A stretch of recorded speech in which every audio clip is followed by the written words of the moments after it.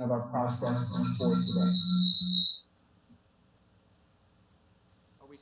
Are we having issues? Are they able to hear us? So why don't we hold on?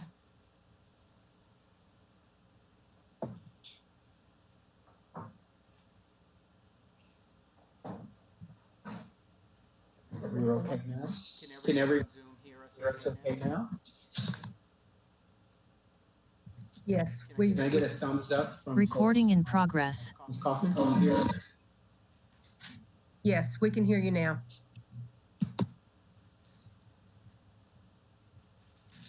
Fantastic. Before we move on, I want to repeat that again, just for the record. I hope we're recording at this point. Good. My goal is to facilitate a fair and responsible hearing. I will request that each person speaking please state your name and title for the record. I ask that you continue to speak clearly into the microphone for the benefit of the panel, the audience, and the viewing audience. The entire meeting is being live streamed and recorded. A transcript of the meeting will be posted on the DESI website. Ms. Wagner, will you walk us through the process for today, please?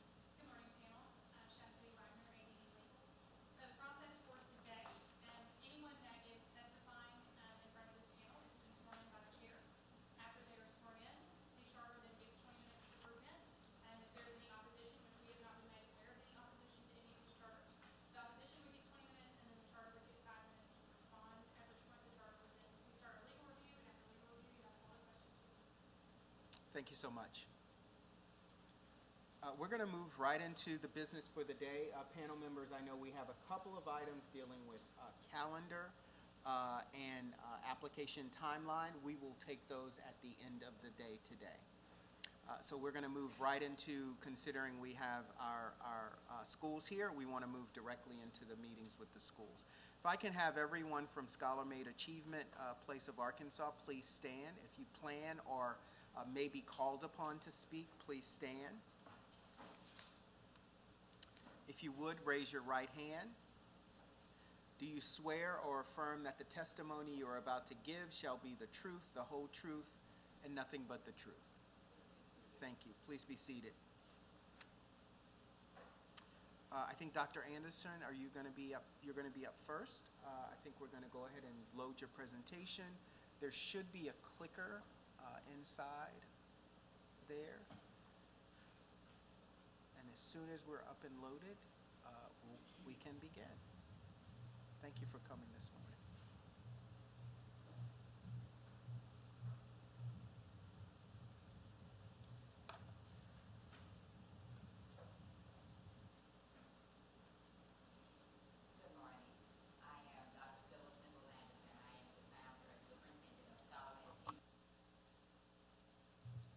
Mr. Davis, we're unable to hear the speaker.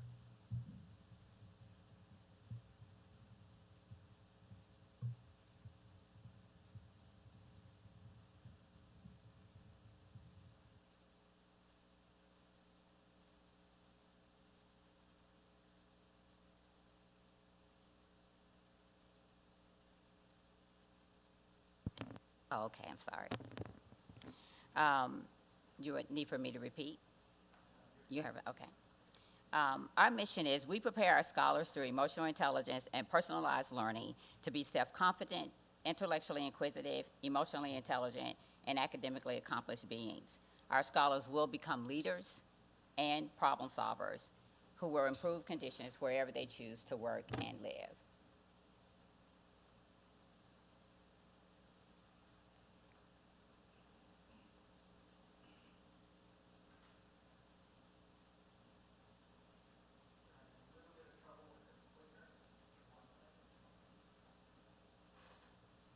So why is this place important? ScholarMate is important because it provides families with a desirable education choice option. The building, which is a historic landmark, sat vacant for nearly 15 years, now serves as a catalyst for economic renewal for the Central Little Rock area. It represents a significant investment into the community that brings joy and anchors the community. And so who are we? 94% of are African American, and 94% qualify for free and reduced lunch. Approximately 20% of our students receive support services for students with disabilities or 504. Approximately 30% are receiving reading intervention services. Approximately 60% of our students live within 5 miles of the school, and approximately 40% of our students come from schools that closed in the communities where they live. And approximately 95% of our students came from schools with D or F rating. So how did we build ScholarMade? We did it with our boots on the ground. We held nearly 100 community meetings across the city and gatherings to reach families to let them know about this opportunity. Over the years, ScholarMade has been fortunate to receive a number of awards and recognitions. We received the Award of Merit from the Quapaw Quarter Association on behalf of the historic preservation in Greater Little Rock, Arkansas Preservation Award for the renovation and restoration of the historic Mitchell School, Office of the Secretary of Defense Patriotic Employer Award for the employer support of America's National Guard and Reserve Forces. ScholarMade's Prodigy Prep received a Beating the Odds Award in the area of math from the Office of Education Policy in 2021. And ScholarMade was recently presented with a proclamation from the City of Little Rock for ScholarMade's model, service-oriented work in the community, and its focus on emotional intelligence with children, naming August 13th as ScholarMade Day. Personalized learning is a key part of our model. It includes personalized learning plans for each student. These plans outline individual student goals, reflecting the student's areas of growth, needs, and strategies to reach those goals. Instructional resources that chart personalized pathways to proficiency. Our response to intervention, we provide multi-tier system of academic support and small group instruction. Another key component is our emotional intelligence and mental wellness. Children who have experienced adverse childhood experiences are more likely to have behavior problems and more likely to experience academic failure. In Arkansas, 60% of children have experienced at least one ACE. At ScholarMade, nearly 90% of our scholars have experienced one or more adverse childhood experiences, resulting in challenging behaviors and frequent outbursts of emotional distress. Services and care are provided to these students through the support of a counselor, mental health providers, and a culture team that is trained in ruler, conscious discipline, and first aid mental health. Our model offers trauma-informed care and is building new emotional skills in our scholars that allow them to better process and transcend these experiences. We are endeavoring to increase academic performance and decrease the long-term impact of ACEs and provide a pathway for our scholars for a more promising future. And how do we do this? Our emotional intelligence framework consists of ruler, conscious discipline, playworks, and emotional maps that outline weekly lessons to cultivate our competencies of pursuit, optimism, win, empathy, respectful relationships. Daily, our students check in on their emotions and feelings by identifying how they feel with a color and a word. This provides students the opportunity to develop their emotional and social awareness. Students become more aware of how they feel and the causes. Students use this information to manage their emotions. Our academic performance. Most ScholarMade students have previous challenging school experiences. The opening year of 2018 and 2019 is the only uninterrupted year of the charter cycle. During its second year, the charter was interrupted by COVID-19 pandemic. Therefore, the charter only has 2 years of consecutive data. Results are mixed with highs and lows across the testing areas. During the 2021 school year and the 2022 school years, teachers missed more than 140 days during the fall semester alone due to the pandemic. ScholarMade offered virtual asynchronous and synchronous lessons to its students who chose on-site, virtual, or hybrid as their method of instruction. Our proficiency comparison to area elementary middle schools were comparable free and reduced levels of 90% and above.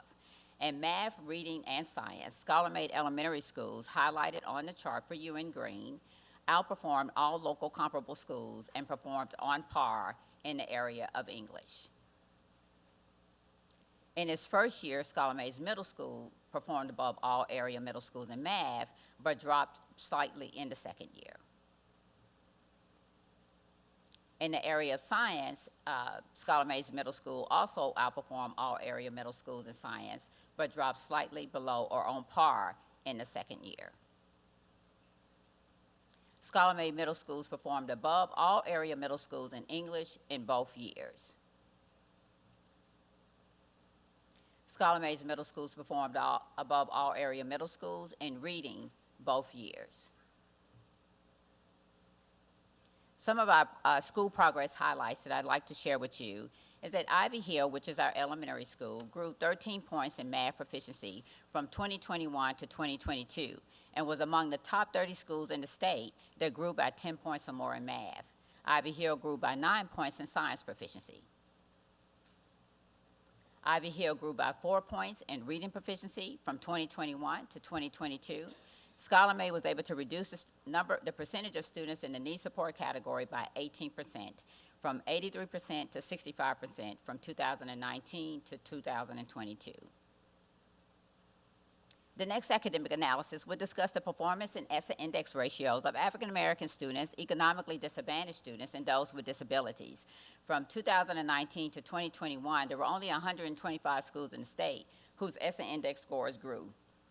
Ivy Hill Academy was one of those schools whose index score grew by 4.29%. Elementary overall index comparison. Scholar Mays elementary schools earned a higher overall index rating than comparable schools. There is a 13-point gap between Scholar Mays and the lowest school. Scholar Mays Middle School earned a higher overall index score than comparable middle schools. Black students in our elementary school earned a higher rating than all comparable schools. There is a 16-point gap between Scholar Mays and the lowest school. Scholar Mays Middle School Black students earned a higher rating than all comparable schools. There is a 7-point gap between Scholar Mays and the lowest school.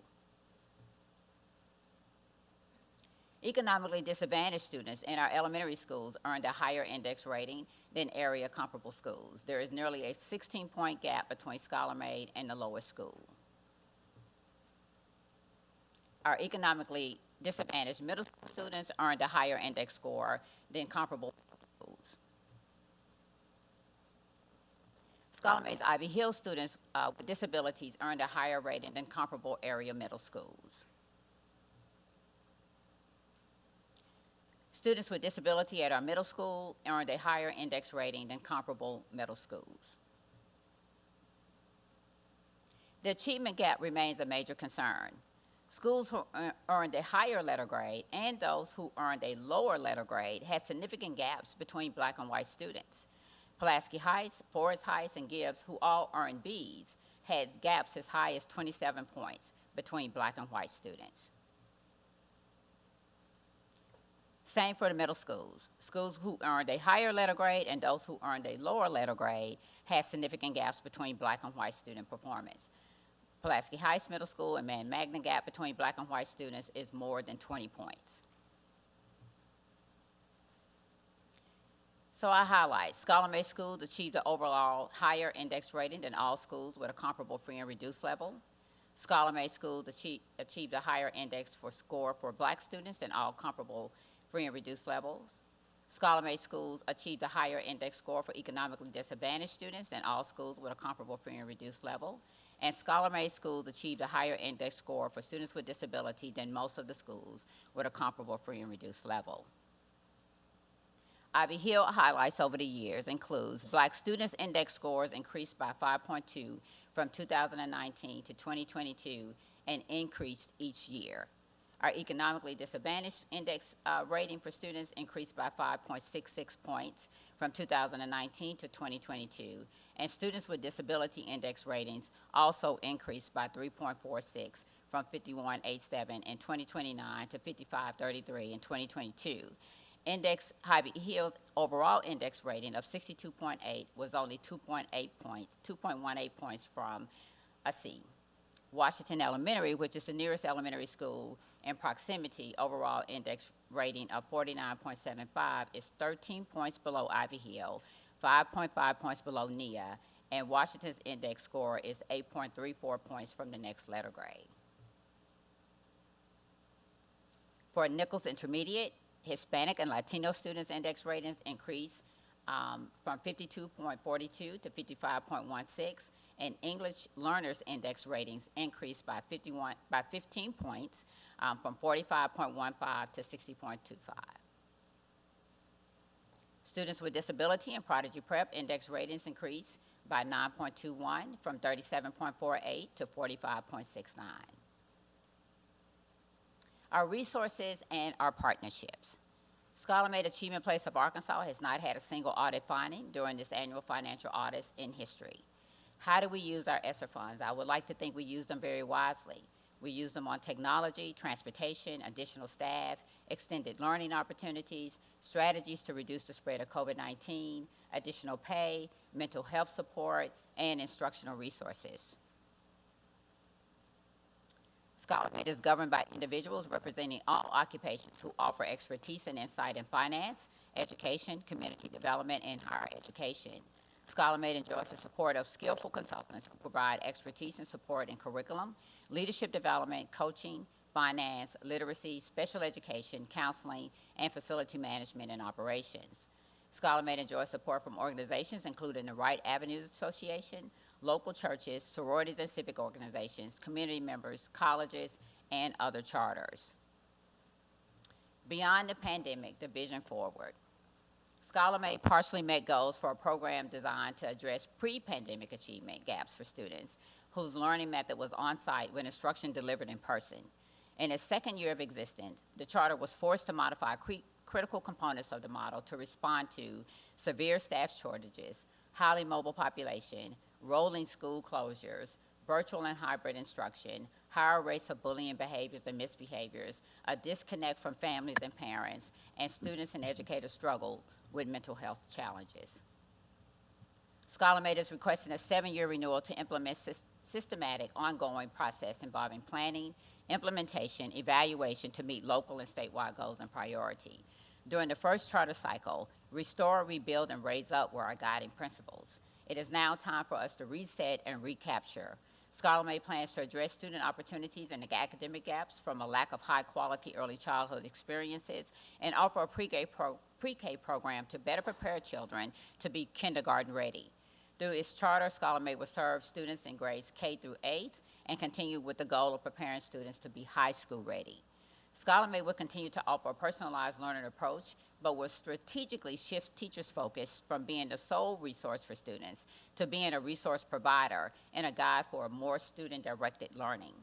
Our professional development will focus on increasing student efficacy and teacher efficacy and student agency to address post-pandemic instructional challenges. Scholar-Made teachers will receive training in visible learning, the instructional framework of Dr. John Hattie.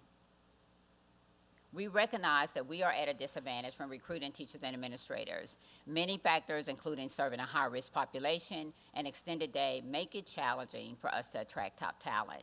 Therefore, Scholar-Made will continue its long-standing partnerships with area colleges, strengthen our Grow Your Own model by employing apprentice teachers who work with the classroom teacher, and continue to provide financial support to staff to obtain credentials. Scholar-Made will continue to prioritize the emotional wellness of its students and provide holistic student supports to be used as a lever for student achievement. Emotionally intelligent students have essential core competency that boosts their ability to learn. We also recognize that our teachers and staff members have also experienced trauma from the pandemic, and we will continue to provide no-cost mental health services for teachers and staff members. Our goal for the next cycle. Students scoring in the lowest performance category in each content area as measured by state testing will decrease by 5%. As measured by state testing, students scoring in the readiness level will increase by 5% in each content area. Students will grow from fall to spring by a minimum of 8 points in math and reading as measured by NWA, or meet the grade level target. 75% of our students will rate their SEL competency level positively in the spring of each year as measured by our emotional wellness surveys.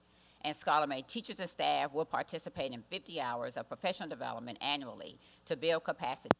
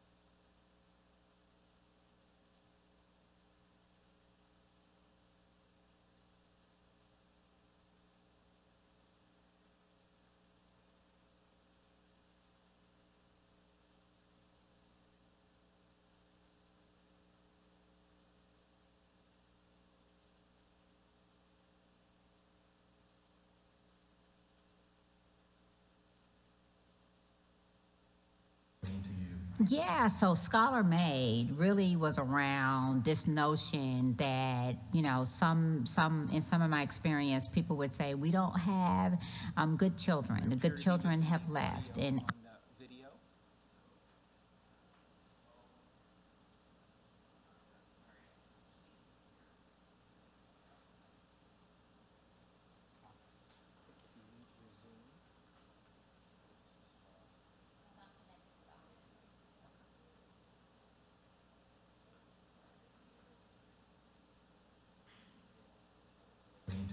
yeah, so Scholar Made really was around this notion that, some The mic's on the Zoom. So how do you suggest? So there should be a mute. Just unmute on here. Yeah, I don't hear it on the audio.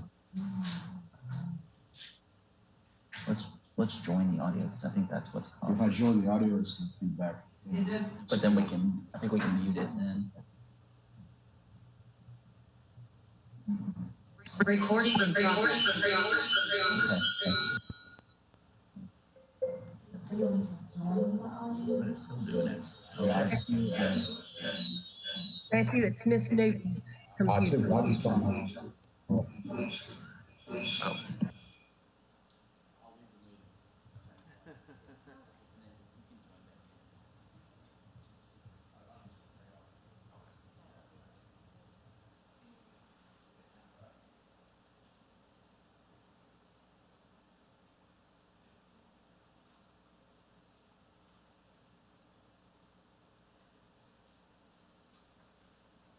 Sorry about this, Dr. Anderson. Give us 1 second. in some of my experience, people would say, we don't have yeah, so Scholar Made really was around this notion that, in some of my experience, people would say, we don't have good children. The good children have left. And I believe that all children are good. And I believe that all children can be a scholar. And I just believe that if they come to our school and they experience our model and we are able to be successful in the things we're trying to do, they will be a scholar. So that's Scholar Made. And so I think that one of the things that we wanted to put out this message to the community, and we wanted to instill in our children that you are made for more. You are made for more. And so there's always this ability to go higher, always elevating yourself and reaching for higher goals. And so the sign outside says our children are made for more. And that is a sign that thousands of people see every day. And we hope every day that when they read that sign, they begin to believe that in their own individual families and where they work, that our children are made for more. And so then that's a call to action for us to do more for these children also as well. So we want them to achieve more. So this whole thing about made and more, it's so powerful because if we just start thinking about they can be more, they can achieve more, they can do more, and that's what we want to instill in them. They start saying, I'm made for more. They believe that. And so that's one of the things that we just wanted to instill, that belief in our children and in our families and in our communities that our children are made for more. I'm made for more. I'm made for more.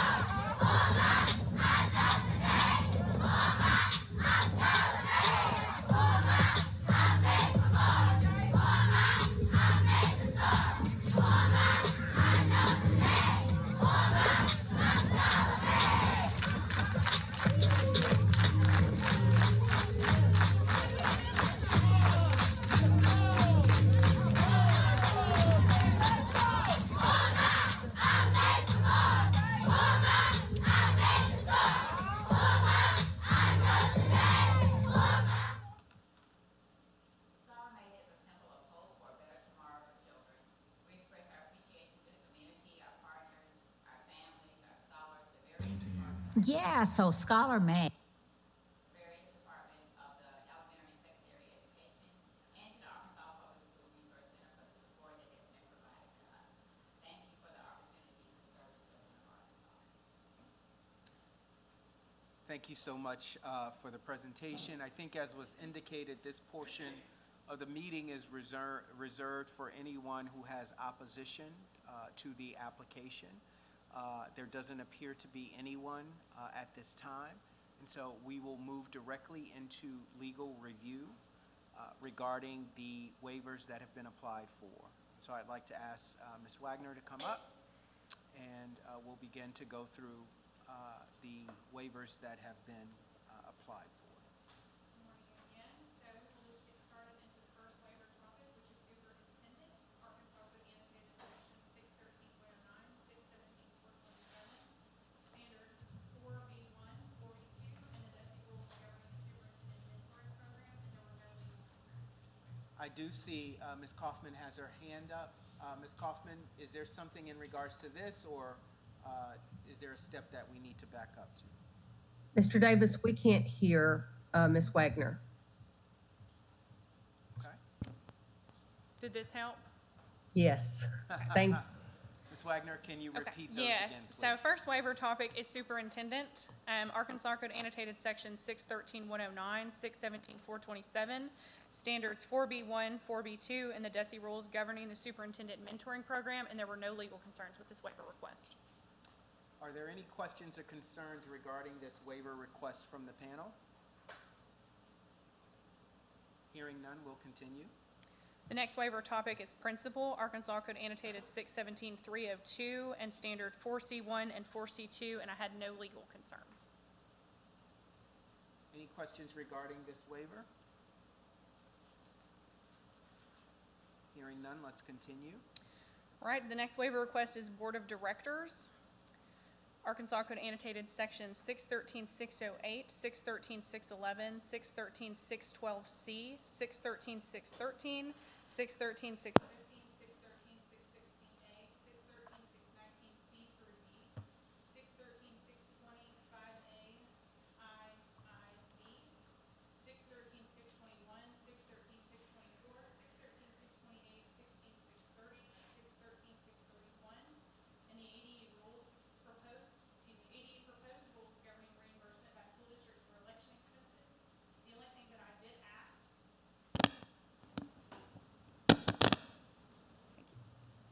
Mr. Davis, we've lost sound to the podium again. Yes, ma'am. How about now? Can you say something? Yes. Can you hear me now? It's back. Okay. Why don't we start at the top of those? Okay. So we will just No. start over. Just with this waiver. Okay. So we'll start over with Board of Directors. All right. Arkansas Code annotated section 613.608, 613.611, 613.612C, 613.613, 613.615, 613.616A, 613.619C through D, 613.620, 5A, IIB, 613.621, 613.624, 613.628, 613.630, 613.631, and the ADE proposed rules governing reimbursement by school districts for election expenses. The only thing that I had on here was I did ask the charter to provide rationale as to why it needed 613, 621, 624, and 628, as they are not commonly granted waivers. Good morning. Name and title, please. Morning, Mr. Chair, members of the panel. My name is Trip Walter, and I'm staff attorney with the Arkansas Public School Resource Center, and on behalf of ScholarMate, I'd like to address those new waiver requests. First of all, while they may not be commonly granted waiver requests anymore, they were at one time, and they specifically deal with situations that are unique to school districts. 613, 621 talks about the ability to convey 16th section lands, and that's not something that's applicable to a charter school. They would not have these old lands available. 613, 624 is the ability to execute oil, gas, and mineral leases. Again, that's not going to be something that's applicable to a charter.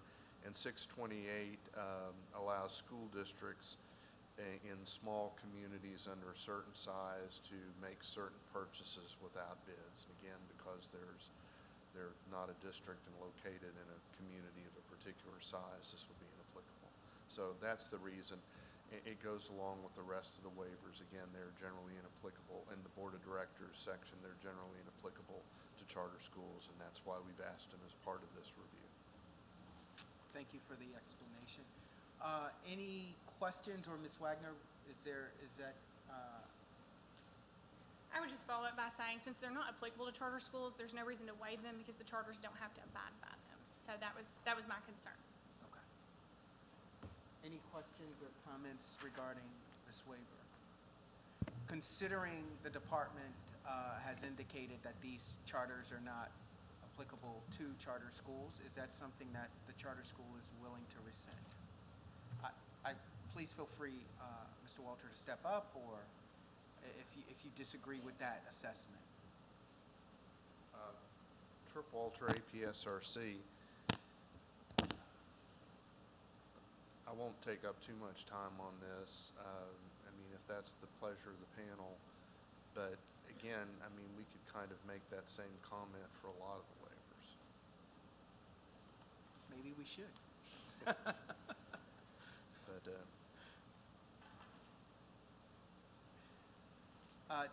If I could, Dr. Anderson, can you? I'm sorry, I don't mean to. I think I can address it if that's okay. Trip Walter, APSRC. Dr. Anderson has indicated she does not have a problem with rescinding those waivers. So on behalf of her, I'll make that comment. Thank you.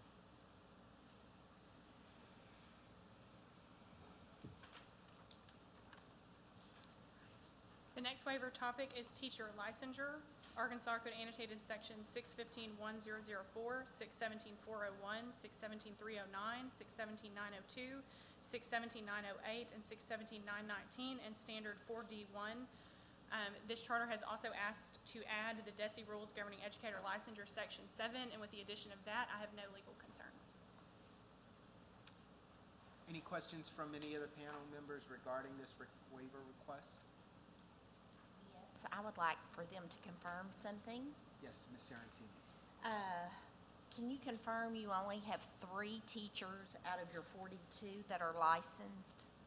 That's what I have on my information that I currently have out of LEA Insights.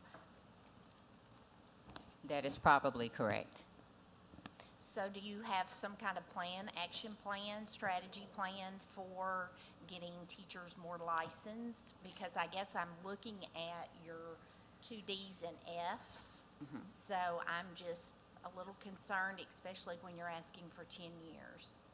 We're asking for 7, but 7. we have partnered with Arkansas Teacher Corps. We have also partnered with the Equity Program, and we also partnered with what is formerly the Apple Program, and we have provided financial support to teachers to go ahead and get that license, and praxis support, test prep support. But we also provide a lot of professional development as well to build their capacity. As I spoke about in our presentation, it is very challenging for us to attract top talent, and there are not a lot of certified people graduating. Right now, we just got a list a few weeks ago that had about 20 people on it, and only 2 were interested in working in Little Rock. So that's, part of why we need the waiver, so that we can, continue to operate. But we also do have a plan of development of those teachers, as well as for them to gain those credentials needed. I would love it if you would reach out to me or to my department. I mean, we sent that information to you because the things that you're talking about resides in my division. But we could really work with you because I have a whole recruitment and retention, and they can work with you guys, come out and do a site visit. So please contact us. Thank you. I appreciate that. Any additional questions, Mrs. Sarantini? Any additional questions from the panel? We'll continue. The next waiver topic is school counselors, standards 4E1 and 4E2. And I have no concerns when paired with their new waiver request, number 1. Would the panel like me to go over that as well, or wait until we get to the new requests? Please, go ahead, Ms. That may Reichenbach. help answer a question that I have, if you wouldn't mind going through that. All right, so their new waiver topic request, it's comprehensive school counseling programs, and it is Arkansas Code Annotated Section 618-2002-2A and 618-2003-A2A.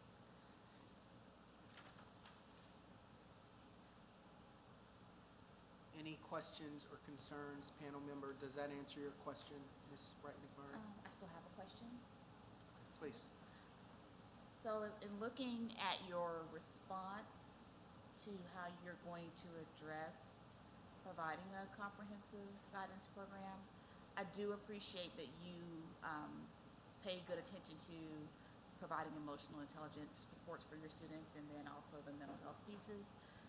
But in your response, and I'm sorry if I'm missing it, I'm not seeing where you are going to address their career readiness needs, career guidance needs, post-secondary placement. I'm not seeing that outlined and how you're going to offer that and who's responsible for doing that. We currently do offer that. We currently contract with a certified school counselor, guidance counselor, and we hope to be able to continue to do that. But that's not always, that's not always an option and a possibility. Those services will be provided through our SEI program for those staff members also have that training, that ability. We have a student support team, we have a student support service department that provides those comprehensive academic and program needs for students as far as career readiness, high school readiness. That's really one of our focuses. So I note that you do have grade 8 on your campus, on one of your campuses. Mm-hmm. So who's responsible for making sure like student success plans and all those pieces are taken care of? We have a student support service coordinator. Okay. Any additional questions? Not right now. Thank you. All right, let's continue with the waiver request. I'm sorry. Sorry. Ms. Kaufman, go ahead. No worries. Dr. Anderson, can you confirm that you will still submit a comprehensive counseling plan to the department? Yes, we will. Thank you. Thank you so much. Let's continue. The next waiver topics are personnel policies, so with the pleasure of the panel, I'll just go through all of them all together. All right. So personnel policy requirements, Arkansas Code Annotated 617-201C2. Personnel Policies Committee on Personnel Policies 617-203, 617-205. Policies incorporated into a teacher's contract 617-204. The Teacher Fair Dismissal Act 617-1501 et-sec. The Public School Employees Fair Hearing Act 617-1701 et-sec. The Classified Employees Minimum Salary 617-2203 and 617-2403. And then the Classified Employees Personnel Policies 617-2301 Section B through C and D2 and 617-2303. Also added the DESE rules governing documents posted to a school district and educational services cooperative's website, sections 5 and 6. I would recommend to the charter that they also get 611-129 for website postings.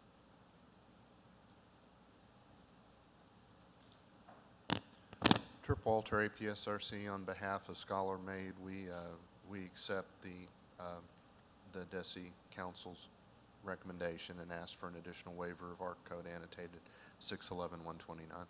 Thank you. Any questions regarding the requested waivers?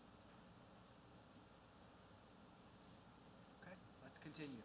Okay. Next up is school calendar, school start date, Arkansas Code Annotated 610-106. Questions or comments regarding school calendar, start date? Ms. Kaufman. Yes, if Dr. Anderson could give us an idea of what the calendar plan is. I'm sorry, can you repeat that? When will you start school? Tell me why you need a waiver of school calendar. We offer a longer day and a longer year because the majority of our students come to us 3 and 4 grade levels behind, and we need, even pre-pandemic, we needed the time. We already had this in our initial charter to address the, how the children needing to be able to accelerate and address the deficiencies that they come to us with. Since the pandemic, of course, it is even worse now. So we think that it is in the best interest of our children to be able to offer additional instructional time in an extended school year day. We actually start when, as state statute requires us to, we extend beyond the end of the year. So in that case, if you're following a traditional calendar and you're just adding additional days, there's no requirement or no need for a waiver of the calendar.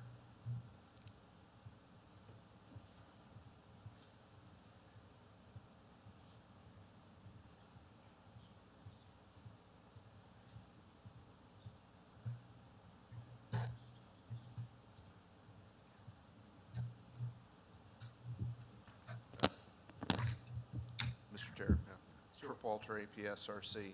I think one thing I would add in visiting with Dr. Anderson about her comments is when the school year law change takes place next school year, it is Scholar-Made's intent to start at the same time. So they will, going forward, have an earlier start date than the districts will under 610-106.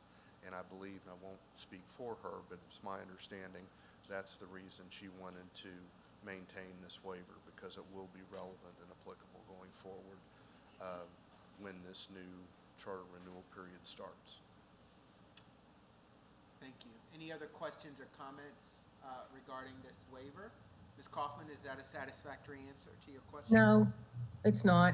I'd like to know, is Dr. Anderson anticipating starting a week earlier than the state start date, 2 weeks earlier? I'm just trying to get a range. Oh, I'm sorry, I didn't understand that. Yes, we are intended to start. We normally would start a week earlier and go extend a week later. And is that your plan for the future? That was our calendar prior to the pandemic, and that will be our plan for the future. Thank you.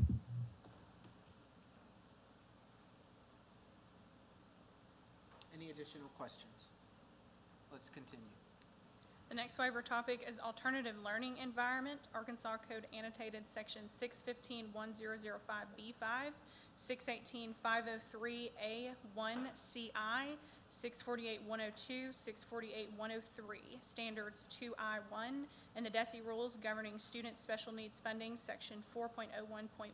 There were no legal concerns with this waiver request. Any questions regarding this request from the panel?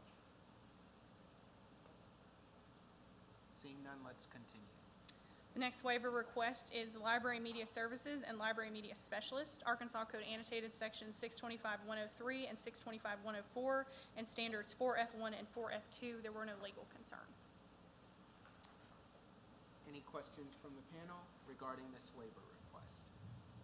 Ms. Kaufman. Yes, if if she would address how library media services are being provided to the students. Dr. Kaufman, we provide those services through classroom libraries. We also have online libraries through Britannica, which of course was amazing for our students who were learning in varied methods, that they could still access thousands of books that we would never be able to have on site.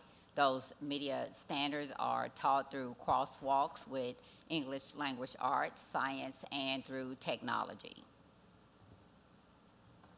Thank you.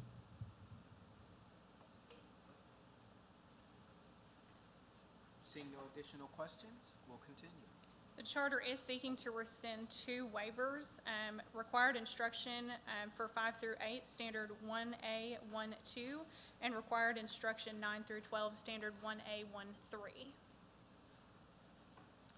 Any questions from the panel regarding those waivers seeking to rescind? Okay, thank you very much. And the charter is actually requesting a couple of new waivers. We already covered the comprehensive school counseling program, so they are requesting that one. They also are requesting gifted and talented, Arkansas Code annotated 620-2208C6, 642-109, Standard 2G1, and the DESI rules governing gifted and talented program approval standards. And there were no legal concerns with that new waiver request. Any questions regarding the new waiver requests? Dr. Wright McMurray. I'm in looking at the waiver that's requested and then the explanation that was provided. I'm just trying to get a better sense of what's happening with that. Are you planning to offer GT services and want to do it in a different way? I'm just trying to get a sense of what you're wanting to have happen there. We have a personalized learning plan that actually provides differentiated academic support for children regardless of their level that they're on. Those students that are beyond, that would require gifted and talented services as those that have students with disability. So we plan to continue. We believe that the program that we have, the comprehensive program that we have, meets the needs of all of the children that we have. Right now, we do have a gifted and talented program. Our teachers are trained in gifted and talented. We did the laying a foundation training. They will be doing AP training. They will continue to be able to provide those services. Again, licensure will always be an issue for us to be able to find certified gifted and talented personnel. So we want to be able to provide those services, continue to provide those services to students, but not necessarily through a licensed gifted and talented staff member. Okay, so that's what the waiver's mainly for that. Okay. Any additional questions and or comments? The next new waiver request is for class size and teaching load, Arkansas Code annotated 617-812, standards 1A5, 1A6, and the DESI rules governing class size and teaching load. There were no legal concerns with this waiver request. Questions or comments regarding this waiver? Ms. Kaufman. So I'm going to look to my colleague, Ms. Saraceni, on this one because their proposal is for opportunity culture model. And so how do you do that without having, kind of talk me through when you don't have a licensed teacher as your lead teacher? Well, it's based on the framework of the opportunity culture where teachers with license and expertise are leveraged to reach more students. So that is the rationale behind asking for the waiver of the class size so that we can utilize the teachers that we do have that are certified and have that expertise and extend that expertise to more students. Please, Ms. Saraceni. Just to clarify, so are you paying your master and lead teachers extra for that extra responsibility? So help me explain. Not right this. now. Okay. So I have another clarifying question. So in the opportunity culture model, there's usually a lead teacher that is the person that the students are assigned to, and the other teachers are teachers, maybe novice teachers or teachers that may not have gained licensure. But if you have a waiver of teacher licensure, why would you need to assign them all to one teacher? I'm not understanding why the class size needs to be larger.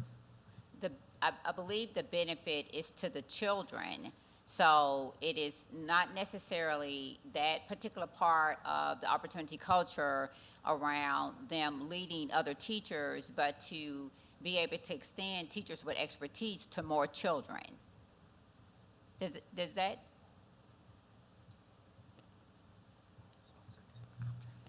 Ms. Saraceni. So that we can clarify this for Ms. Kaufman, I'm assuming that the few teachers you have that are licensed, you want to extend their reach so they may have more than 150 in a particular day. That's correct. Thank you. I'm just trying to help clarify for her. Or you could have a few more in a particular class, specifically for your elementary. instead of having 25, you might have 26 or 27. Maybe you have a certified person in math and you just want to extend that reach. I'm just trying to clarify, is that the And you model did you're- it perfectly, and I appreciate it. Thank you. Okay. I understand it, but a lot of other people do not since it's coming out of my division. So I just wanted, does that help, Ms. Kaufman? I think I'm going to need to see it Okay, in action, so we may need to do a follow-up visit. okay. I would love to see it. Thank you. We'll continue. The next new waiver request is for personnel policies. It's Committee on Personnel Policies 617-209, and I had no legal concerns about that. Any questions regarding that?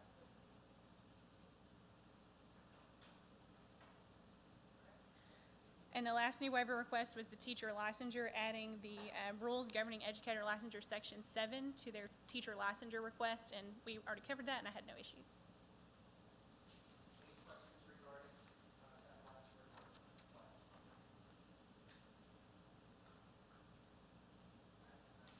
That concludes my legal review. Thank you so much. At this time, I'd like to invite Mr. Boyd to come up to discuss any remaining issues with the internal review from staff.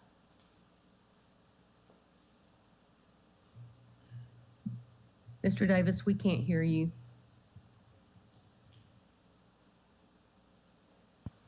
Thank you. We'll get that taken care of. Good morning, panel members. Thomas Coy, Charter School Office. You were provided with the internal review feedback as part of each agenda as a PDF. If you have any concerns about any remaining questions that our internal committee had, we have representatives here from that committee who can address any concerns that you all may have based on that internal feedback. Thank you. Any questions? I'll just wait for a second. Questions from the panel regarding the internal review? Okay, thank you so much, Mr. Hoy.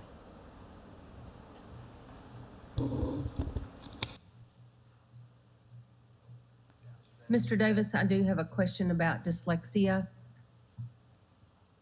Yes, please go ahead, Ms. Kaufman. Yes, so I'd received a note from our dyslexia specialist that the numbers identified at Scholar Made seemed very low. If they could address their dyslexia services. Thank you again, Dr. Kaufman, for that question. We have identified, or are in the process of identifying students, and we are providing, as I said in my opening, one of my opening statements, about 20% of our students are receiving reading intervention that have not been identified as dyslexia, having characteristics of dyslexia. During the pandemic, all of that identification basically slowed up, and we did not want to over-identify because, of course, of the learning loss for that. But we are definitely have about 20% that are now coded. I think it was just a coding issue within each school that those students are receiving reading intervention, and we are identifying right now as we speak students based on using the data that we have from the spring, the fall, and making sure that we are taking them through the process of appropriately identifying them for those services. I think the confusion was when you mentioned reading intervention, it wasn't specific to, that's 20% receiving dyslexia intervention. Yes, it's dyslexia intervention. Thank you.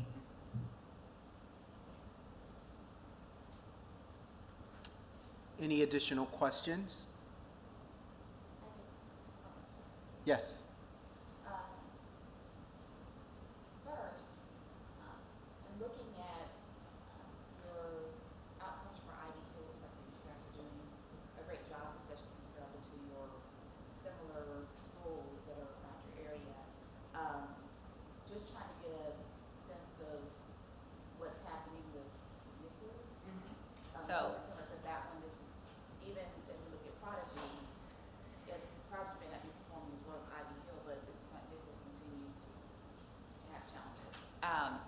Hill represents the students that we've had the longest.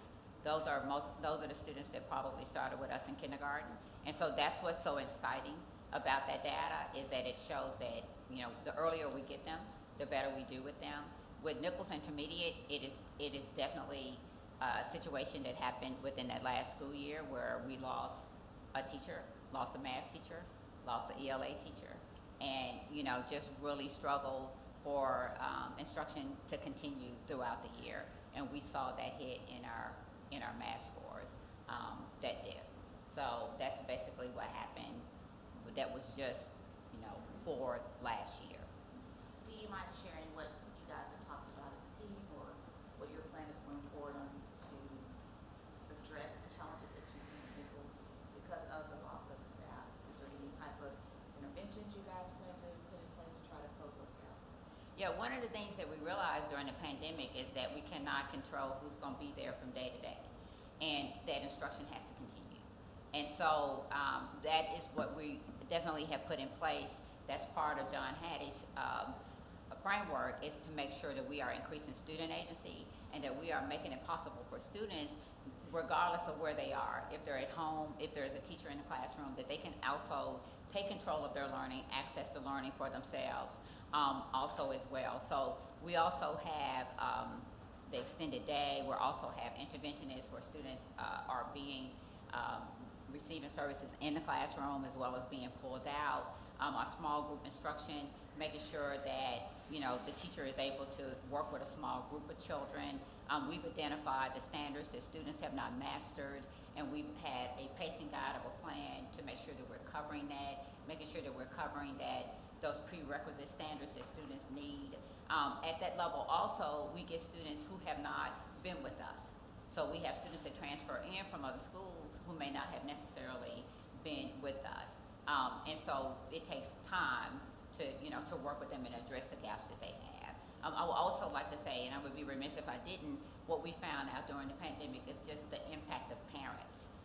Actually for us, our students did better for 2021 than they did in 2021-22 because the children were home with their parents and their parents were home. Last year, everybody went back to work, so students may still have been at home, but the parents were at work. And so we saw really the impact of parental engagement and parental support that we need in order to be able to move children forward. And I did have another question. Sure. Just before you get to that question, I think, Mr. Hoy, I think there are no questions in regards to your staff, so please feel free to be released. I think we're at the general portion in regards to the questions, so panel, please feel free to participate. That's okay. That's all right. Continue. Okay, the other question, I was looking under the amendment request section, and you're planning to drop ninth grade, and I see you have that explanation. Then you said you're gonna focus more on our early childhood program, so are you planning to go lower than K? We're planning on opening a pre-K 4 and 5, pre-K 5 also. There are a number of children who missed that August 1 deadline, and in that particular area, the access to early childhood education is limited. Most of the early childhood programs are in schools, and those schools have long wait lists. So a lot of our children come to us from home. And so we believe that it is essential that we get them earlier, and that we can grow the children and address their gaps from the bottom, as to where when we have ninth grade, it is really hard and challenging to address those academic gaps at that level. And so that would be an amendment to your. It is overall. Any additional questions from the panel? Ms. Sarancini. And this may be Mr. Coy too, but I just wanted to make sure if the finance questions that was on the initial feedback were answered about the actual salaries not reflective of the budgeted amounts. Are there empty positions? I just wanted to clarify. I'm kind of like Dr. McMurray, right? I just kind of want to make sure I'm asking them in the Yes. right place. Yeah. Thank you for that question. Well, that's why we have our representatives here, so we have someone from finance here to possibly address what it does. Salia Kazi, Coordinator Fiscal Services and Support. We did not receive any correspondence on the questions that were posted in the interim Oh, so the questions have not been answered? Can maybe Dr. I'm not certain that I know the question. Well, some of the questions, I guess, that finance reached out to you to clarify is some of the finance questions were actual salaries were not reflective of the budgeted amounts that were in your finance report. So were there empty positions that why the budget amounts did not match? I am certain that that's probably, there are vacancies. We do have vacancies. I do not remember seeing that question, or would have responded to it, but,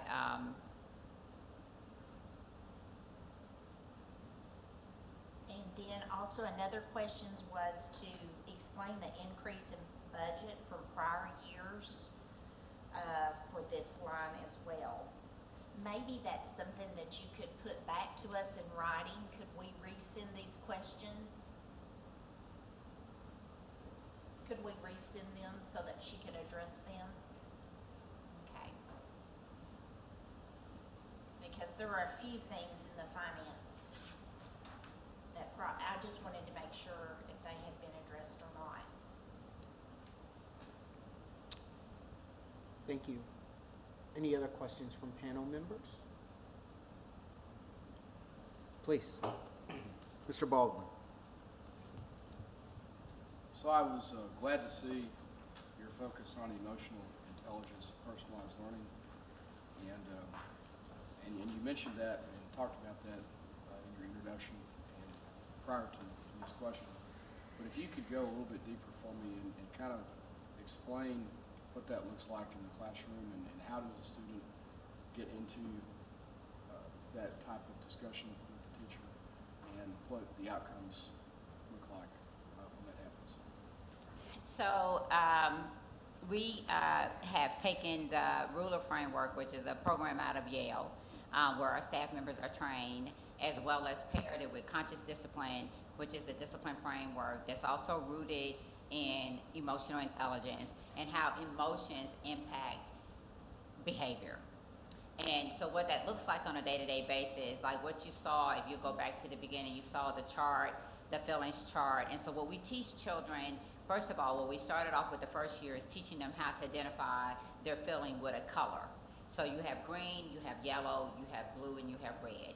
Green is when you're serene, yellow is when you're operating at at the optimal level, red is angry, and blue is sad. And so children in a morning have a morning meeting, a morning circle, and they can say, I'm red, I'm yellow, or green. That gives the teacher information about the space that the child is in and how to deal with them. The second year, we started to give them the vocabulary that went along with those colors so we could increase their lexicon so they could be able to say, I'm peaceful, I'm grateful, I'm hopeful. And so they now say their color and their word. And we also do it with the adults because we know that dysregulated adults can't help regulate children. And so what it does is that then they give, if they're in the red, and if they identify that I'm angry, then we ask them why. So we teach them to identify why they feel the way they feel. And once they identify why they feel the way they feel, then there's a pathway for them to move to another space. And so the staff members then know to pause, acknowledge it. First of all, we have done a good job of just acknowledging and not suppressing feelings. We've all grown up children have been told, don't cry, suck it up, you can do this. And we don't do that. We allow children, every feeling is valuable. We allow children to feel the way they feel, and then we try to take them through that process of moving them to where they need to be, and then to help them, for them to be able to regulate their own emotion themselves. So as a result, the first year, it was an emotionally charged community. Everybody was crying. Everybody would be upset, and that was okay. And we had to learn for that to normalize that.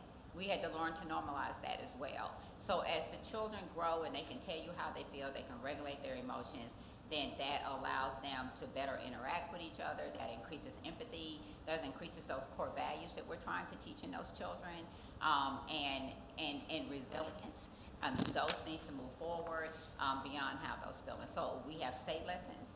We call them, that's social emotional intelligence lessons. So we have a emotional intelligence program manager that actually visits the classroom and teaches children lessons around a variety of, that's what it looks like. Thank you. I have a comment. more Yes, than a please. question. And I'd like to say congratulations on your achievements, and certainly we look forward to continued achievement. In all of our, without exception, in all of our renewal applications, we've talked about mental health.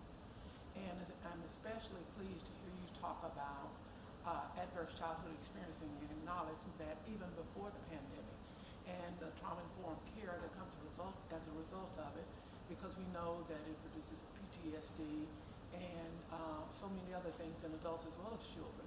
So I'm especially impressed with your comment about making adjustments to what children need, because, and I say that all in the context of education and having education be effective, because until you do this, and unless you do it, then you're always going to be behind the 8 ball, as the saying goes. So I think that's you're to be commended, and not, you know, just acknowledgement, and not that other folks don't realize adverse childhood experiences as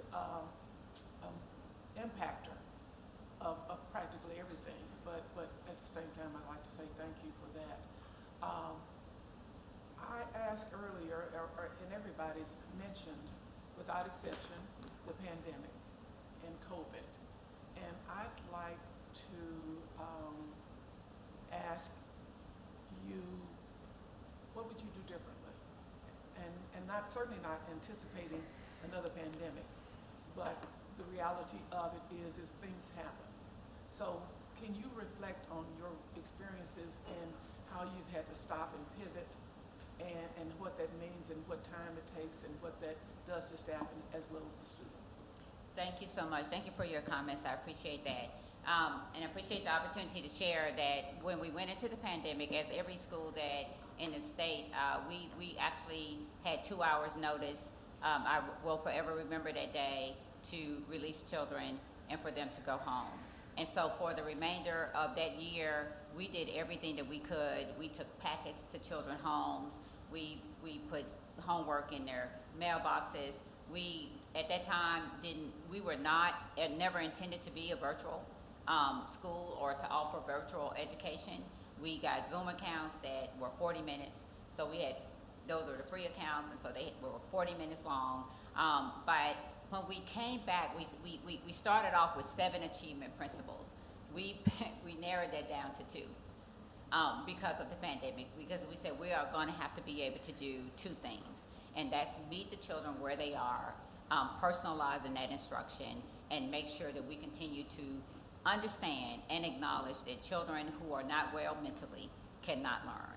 And so that is also going to always be, even before the pandemic, we knew that we were pulling from communities and schools where children may have, that had suffered trauma, and that we would have to be able to address that.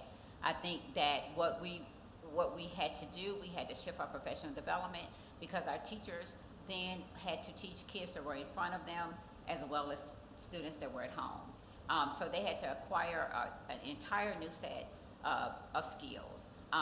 We didn't have the support because we were, you know, people were home, people couldn't come into the school. It was a disconnect from our families. Our families were not able to come into the school and to assist us. And so there were days when we were just happy to make it through the day.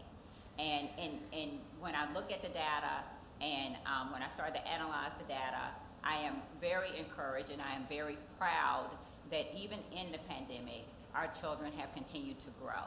And so what we would do differently is what we're doing. We're trying to increase student agency, as I said earlier, so that students will, the instruction will be more student directed. So children will know what the criteria for success is. They will know what they need to do in order to meet that criteria, and they will know when they have not met that criteria, and so that they can go back and do more of what they need to do. We've acquired instructional resources that they can access no matter where they are. We always said that learning can take place anywhere, but the pandemic made it real for us, that learning must take place anywhere. And so we work with our parents to make sure that they have the resources that they need in order to make their home an extension of the learning environment. So our families are 94% economically disadvantaged, and so many of them may not have had connectivity. The state did a great job of getting us devices so that we could get those to those parents so that they could have a connectivity. We invested in Chromebooks. Students had a Chromebook at home as well as a Chromebook at school. We had a flexibility. Our virtual program was flexible. If students needed to be virtual for a week because they were quarantining, that was an option for them. We did not say, oh, if you're virtual, you have to stay virtual for the semester. It was based on what their needs were. So those are the things we've learned around being flexible, having that flexibility, being able to shift on a dime if we need to, because we don't know. Even right now, we're experiencing a rise in COVID cases since Thanksgiving. So I don't ever want us to think that COVID is behind us, because as you said, it's COVID, then it's the flu, or it could be something else that will interrupt. So this is our new normal. We cannot go back to thinking that we're going to have 25 kids sitting in front of us and we're going to be able to teach them in that way. So we have to be flexible in making sure that we meet the needs of children, whatever those needs are and however they present themselves to us in that given moment. Any additional questions, Ms. Newton? Any additional questions from panel members? Ms. Kaufman. Dr. Anderson, thank you for your presentation. I have a couple of questions. So when you marked hybrid on your model, is that what you meant, that kids are wherever the kids are and you're going to educate them, or did you have something else in your mind? Yes, that is hybrid. Somewhere at home, 2 days a week, and on site. So that was the hybrid. But if a child was sick, they could still access the instruction, even if they were home for a day. Okay, and my second question, you mentioned that you were adding a pre-K, and is that pre-K a part of your funding model? Is it being funded by separate sources? Is it an ABC approved program? Can you tell us a little bit more about that? We are launching that program, hopefully at the top of the year, with the hopes to become an ABC program over the next few months, however long it takes. It is a process to get the Better Beginning rating so that we can qualify for ABC grant, but that's the goal. So currently it won't be funded with state funds until there's an approval? It will be funded with private funds. Thank you. Thank you, Ms. Kaufman. I have a couple questions as well.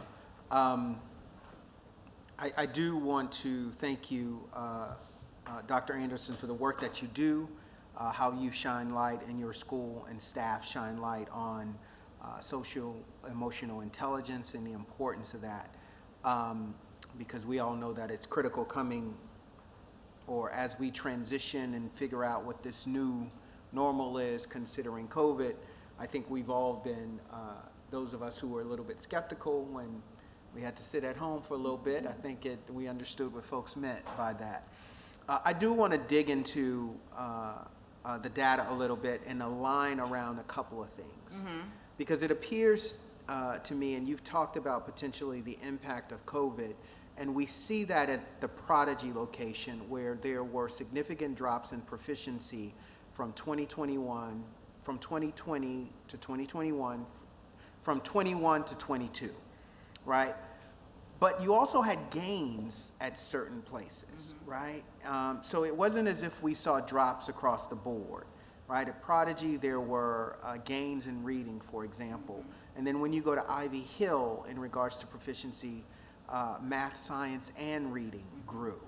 So on one hand, I'm hearing the desire to explain the drops around COVID, but you have some data here during the same time period that tends to indicate some different outcomes at a different location.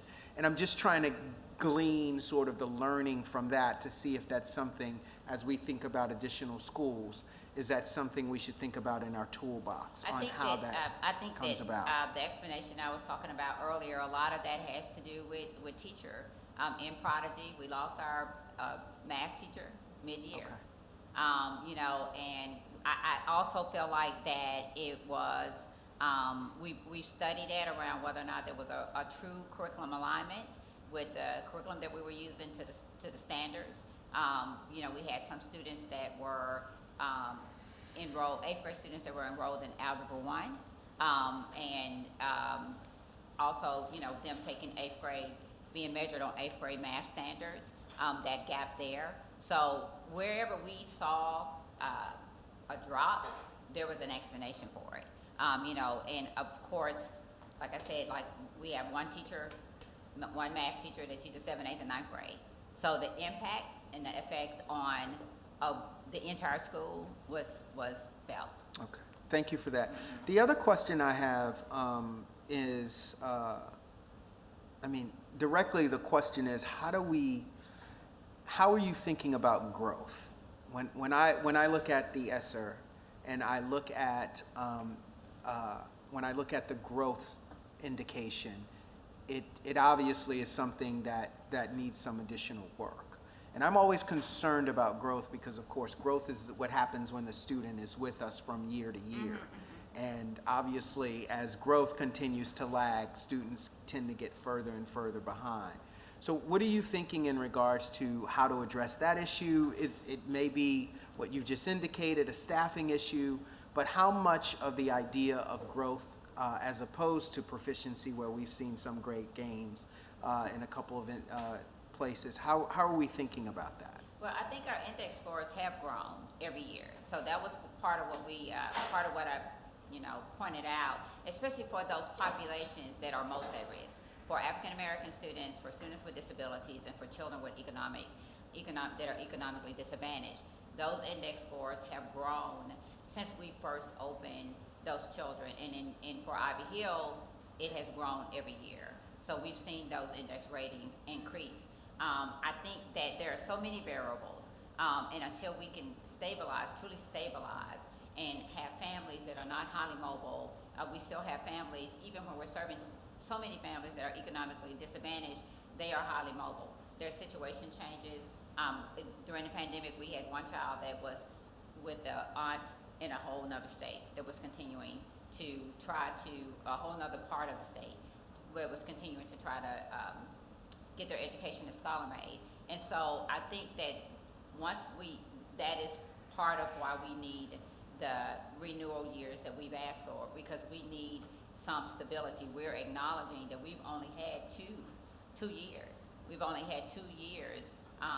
In those 2 years, we only had 1 year before we were interrupted, but we've only had 2 years of consecutive data.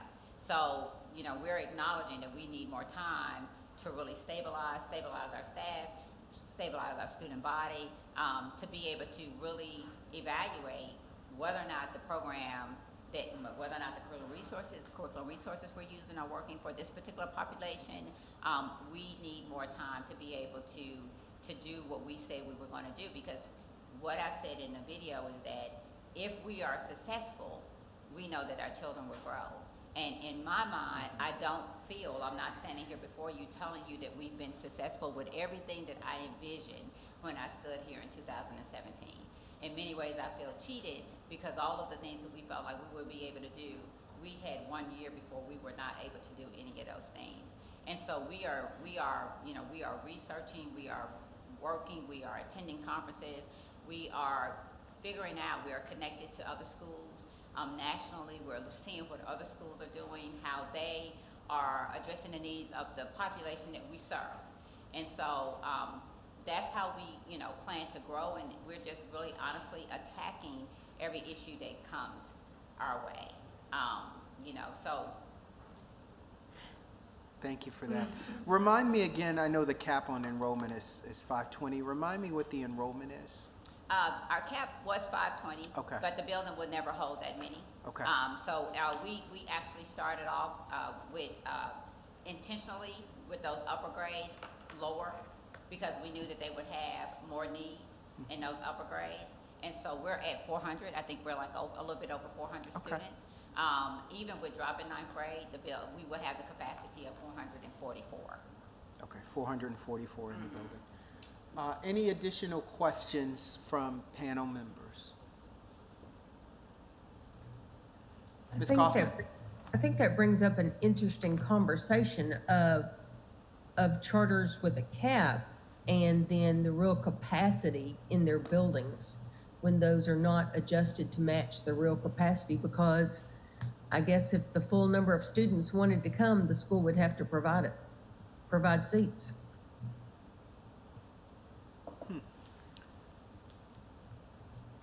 Yeah, that's a great question that I think we need to think about as a panel. If a facility is unable to hold the cap, then what should happen in that situation? But I think that might be for another day. That's not your issue. Any additional questions or comments? Yes. I just want to commend you again for your Ivy Hill, because you are really making a difference there, and I look forward to seeing how that can grow across your other. And so I know we don't acknowledge sometimes, so I wanted to make sure. Thank you. I appreciate that. And just to say what I said again, the holistic approach is so important.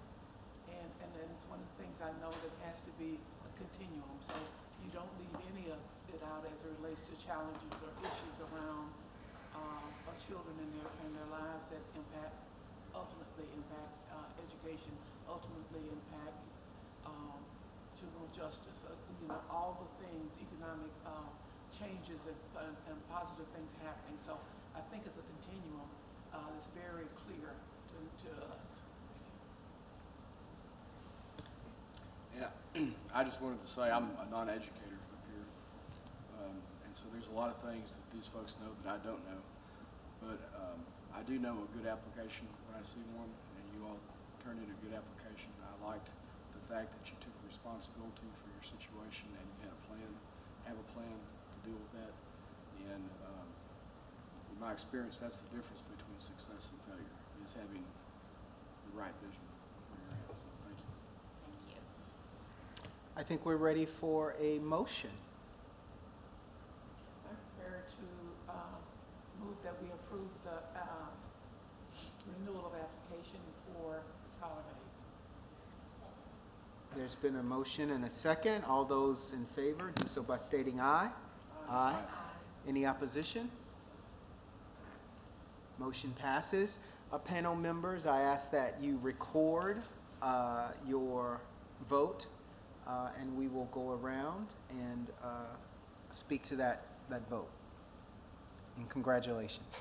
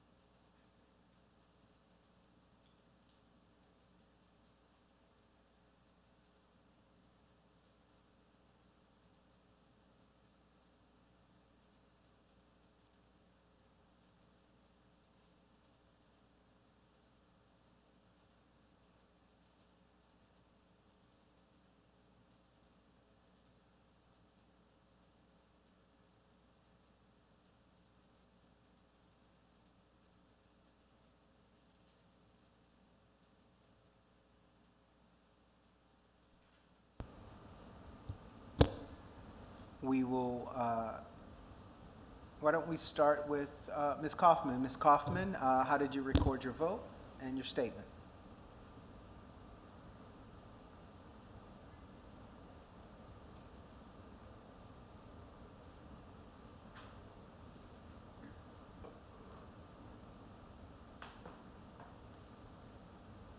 I think she's giving me the 1 minute, the hold on just a second signal. too many pages in front of the mute button. Sorry. I recorded my vote as I voted for the 7-year renewal. Thank you. And let's continue here in my left. Ms. Newton. I voted yes, and my statement is that Scholar Made provides a comprehensive approach to learning, emphasizing the priority needs of their population. As a result, education is positively impacted and growth continues. Mr. Baldwin.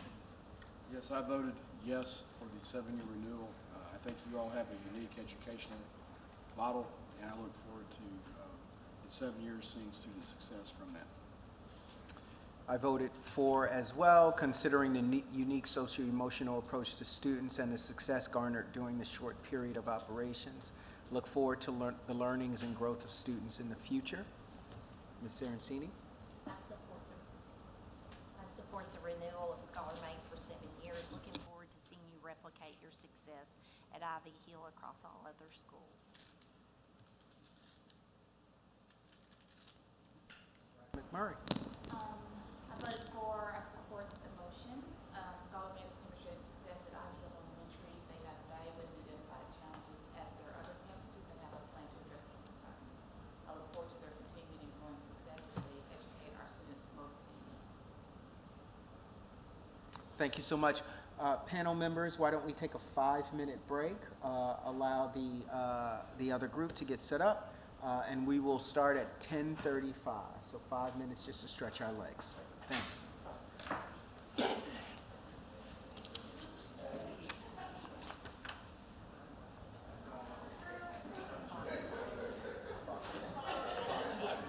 Yes. Don't you love Arkansas? Well, I appreciate it. I'm from Louisiana, so I can appreciate it.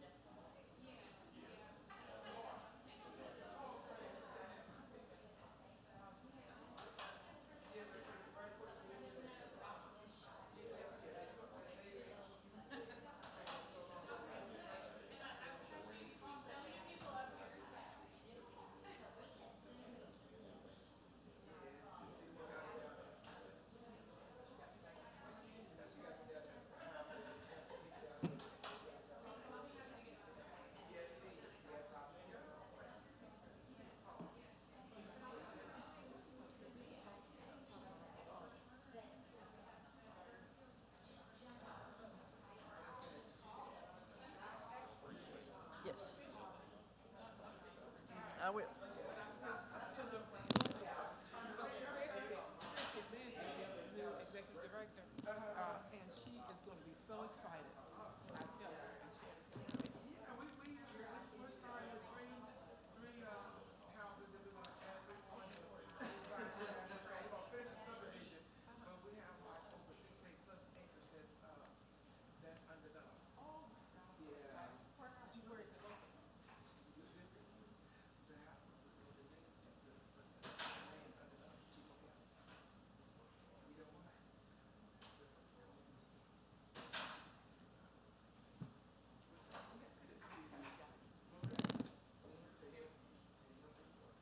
Okay.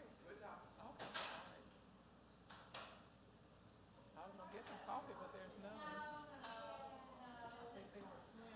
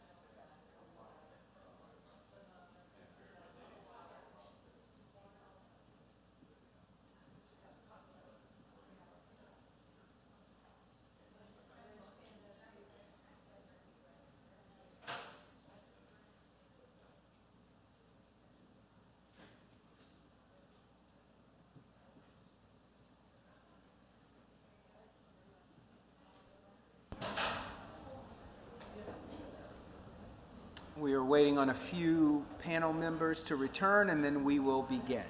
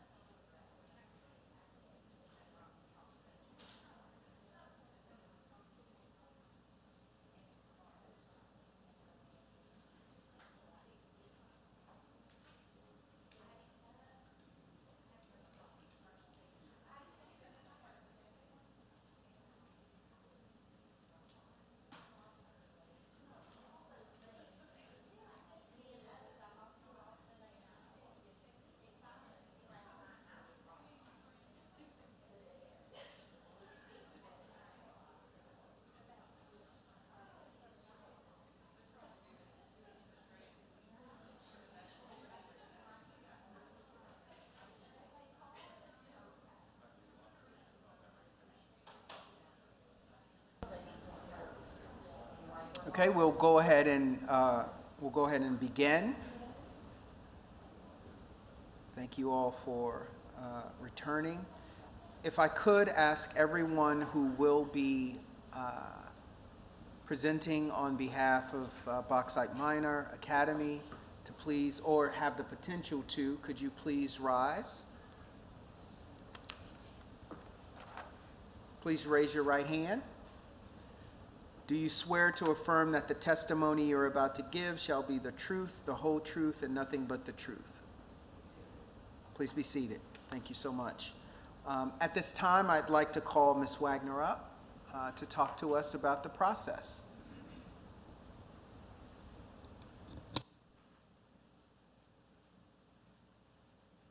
Good morning. Now that everyone has been sworn in, the next step in the process is Bauxite gets 20 minutes to present. We have received no opposition, so that should be all there is. And then we'll start the legal review, and then after legal review is when CAP has the chance to question everything in the application. Thank you so much for that. With that being said, we can start the 20-minute presentation. Good morning, panel. My name is Matt Donahue. I'm the superintendent of the Bauxite Public School District, and I wanted to thank you for your time today in considering our charter renewal, which we call Minor Academy. And I wanted to very briefly tell you that it's very important to our school district. I believe it's our job to remove hurdles that are in front of our students and get them prepared for college and or career, and Minor Academy definitely allows us to do this. We are a 33% school choice district, so that means we have a lot of people coming to look at our district, lots of students and parents. And so during my 9 years of superintendent there, lots of tours have been highlighted by Minor Academy. They're always very interested in what that is and how that can fit their students' individual needs and learning styles. We also have lots of school districts that want to try to replicate what we're doing, and they come for tours as well. Miss Newton, we were honored to have her visit a couple of years back, and so I'd like to invite any of you who would like to come check us out. We'd be happy to show off what we're doing and show you that it's not just a plan on paper, but see it in action.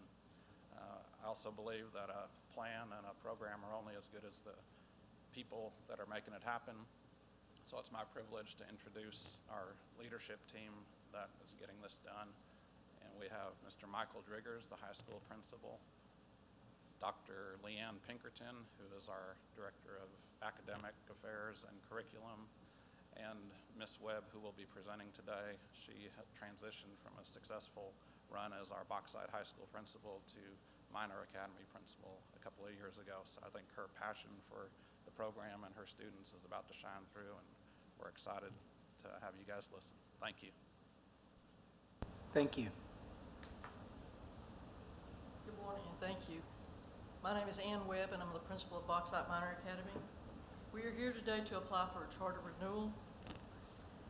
Minor Academy has been in existence since 2013 and we are requesting a second renewal. The first one was done in 2017-18. This will be our second 5-year renewal that we are requesting.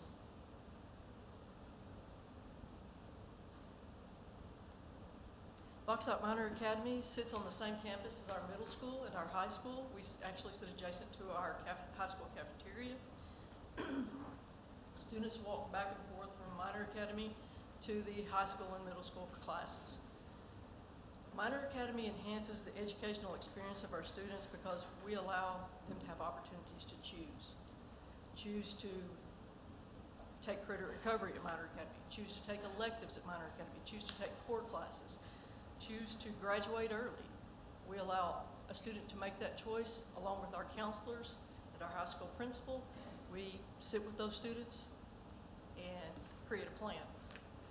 The biggest innovation for Minor Academy is flexibility and pace and the ability for our students to still be a part of the traditional high school setting.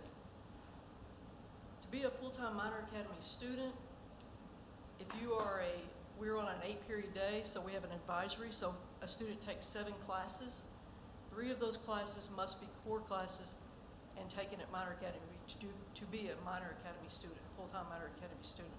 That means that they can take those 3 cores or more at Minor Academy and take classes at the high school. If they are a senior needing 5 or fewer classes, 2 of those classes have to be through Minor Academy to be a full-time student. Student schedule changes are done each semester, except if a student is entering or exiting ALE, our alternative learning environment. We have a full-time principal, we have 5 classroom teachers, and we have several teachers that move in and out from our high school also. We also have 3 support staff. The high school principal and the counselors and I, we develop the master schedule each year. We place the 4 cores along with fine arts, career tech ed, special education, and elective classes within that master schedule for students to choose from. We work together to place students in classes based on their career action plan, which we hold in March of each year. Our mission, prepare students for college and career. Our students can attend the Saline County Career and Technical Campus, where they can take part in automotive, welding, CNA, or health classes, HVAC, construction, cybersecurity, networking. They can also take AP and college classes. They can take computer science and business classes. And a fact here is that when we started computer science, our female rate of attendance, or our female rate to take those classes was 9%. And this year, we're up to 30.7% for females in computer science. They can also take family and consumer science, which we have received grants for, and it's state of the art. Family consumer science, we've put that back in after it being gone for about 3 years. We also schedule special education classes, credit recovery classes. We work with those students to plan a course of action to move them forward. They can also participate in athletics, esports. Excuse me. About Bauxite Minor Academy. Again, we were established in 2013. We were renewed in 2017-18. We're an online, predominantly online curriculum. We use Edgenuity, Virtual Arkansas, and Google Classroom. We serve students in 6th through 12th grade. Currently, we have 54 full-time Minor Academy students, 32 of which are seniors. The other 142 make up Bauxite High School and Bauxite Middle School students who may take 1, 2, or more classes at the academy. Our demographics are, we have 8% gifted and talented students, 15% special ed students, 17% of our students are 504, 1% are ESL. We currently have 3 students that are in dyslexia. We also have 3 virtual students at this time because of medical conditions.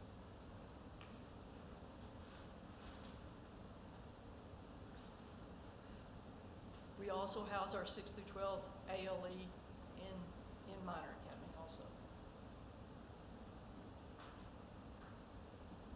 In 2013, we had when Minor Academy was established, we had a goal of 80% of all Minor Academy students to be proficient in literacy and math. Due to a pandemic and a decade of changing assessments, we realized this goal has been unrealistic. Our target goals are to raise our ESSA scores, which we have done since the pandemic. Focus on moving students across levels so that our weighted achievement continues to go up. Continue our graduation rate to be 90% or above. Also monitor our students who take our educational behavior assessments every 9 weeks to see if their goals have changed. Flexible, caring environment, along with being a safe environment for our students. And change the mindset of emphasizing careers that these students may be interested in, and offering our career tech, computer science, business certifications, and the AP Tech courses to our students.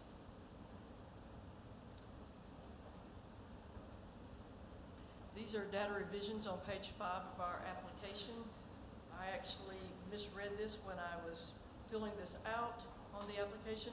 I did not know that under My School Info that it was a year behind. It was a year behind before they actually put in the new scores. So those are the new scores there. As you can see, in 2021, our four-year graduation rate was 100%. We had less than 10 in our five-year cohort. Our high school graduation rate was 92.3 that year. In 21-22, we had 68%, but in our five-year, we had 100%. So we recouped some of the kids that did not graduate within the four-year cohort.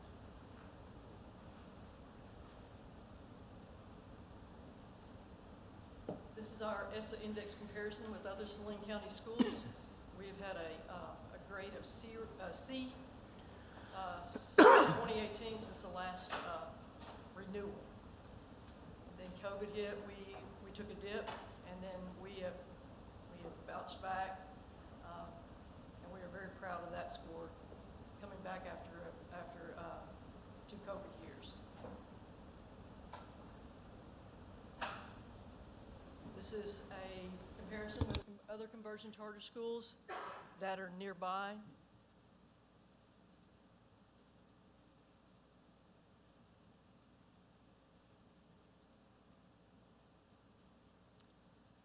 Again, we compare relatively the same as several of these charter schools.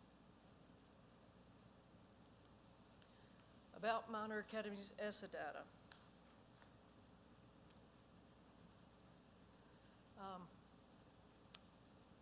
Our growth has been mainly in the 70s and 80s, and I know y'all spoke about growth earlier. We want our growth to be in the 80s, 80 or above each year.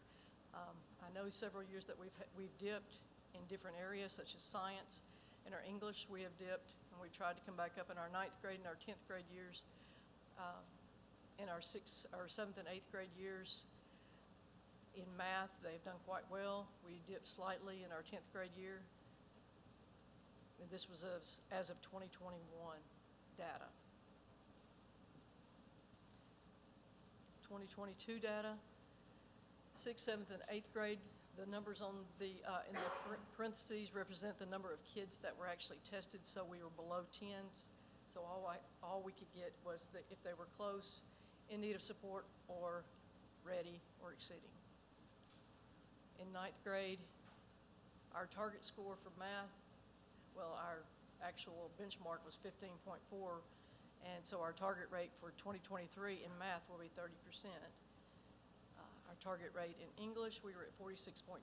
We would like to see that go up to 55% for this current year, 22-23, and our benchmark in science was 30.8, and we are looking at 35 to 40% growth on that. And that's for our 9th graders going into our 10th grade. The attendance enrollment comparison of Saline County schools. We took a dip right after COVID, but we have bounced back, and our attendance rate has gone back up into the 90% range. And that's comparable to the other schools in Saline County. And this is the comparison with conversion charter schools that are near us.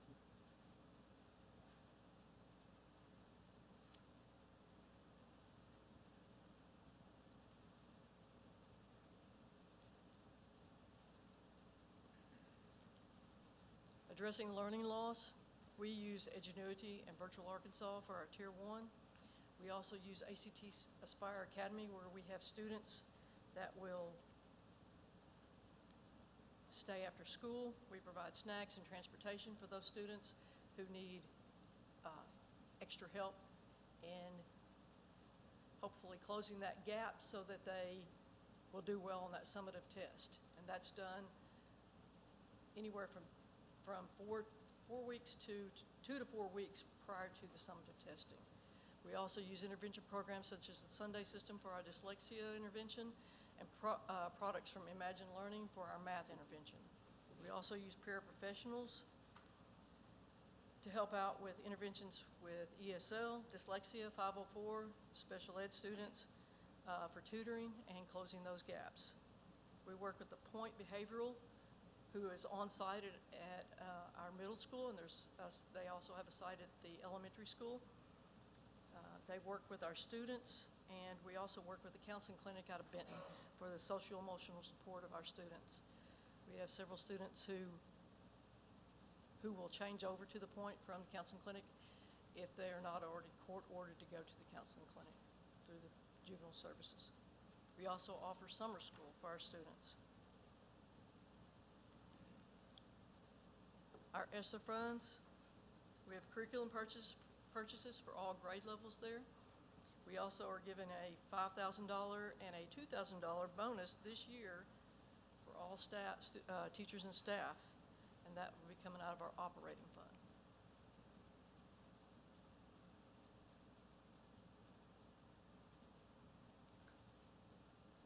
Minor Academy was recognized as a school on the move for our ESSA score improvements. We improved by 6 points there. We are proud of that. We will celebrate this accomplishment, and we continue to set goals to build on this. I recognize our teachers and our paras who have done an outstanding job working with students on a daily basis. Also, the other one is a weighted achievement increase. We've gained 10 points. Coming off of COVID, I was elated to see this. And again, I recognize our teachers and our paras for doing an outstanding job day in and day out with these kids, trying to close gaps and trying to get these achievement scores up, as that's the main part, one of the main parts of our ESSA scores.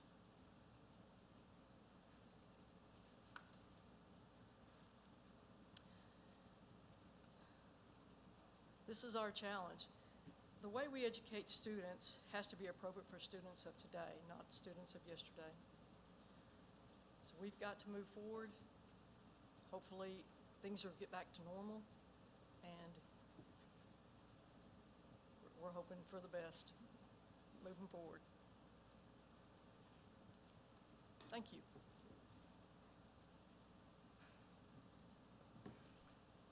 Thank you so much for the presentation.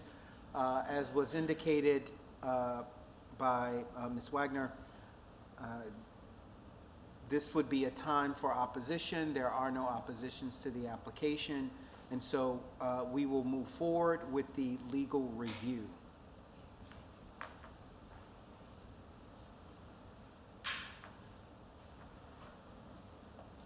Good morning. This will be a very short legal review. So the first waiver topic that Bauxite is requesting to continue is clock hours, standard 1A2, and there were no legal concerns with this request. Any questions or concerns regarding this waiver request from the panel? Seeing none, let's continue. The next topic is personnel policies, employment of licensed personnel, Arkansas Code annotated 617-301, Section A and Section B. There were no legal concerns with this request. Any questions or concerns from the panel regarding this waiver request? Hearing none, we'll continue. Okay. The next waiver request, it's teacher licensure, Arkansas Code annotated Section 617-902, 617-919, 617-401, 617-309, and 615-1004. Standard 4D1 and the DESE rules governing educator licensure, Section 7. There were no legal concerns. Questions or concerns regarding this waiver request? Seeing none, we'll continue. The last one is teacher salaries, 12-month contracts for vocational agri teachers, Arkansas Code annotated 617-802, and there were no legal concerns with that request.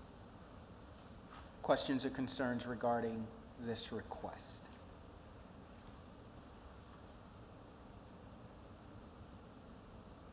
Seeing none.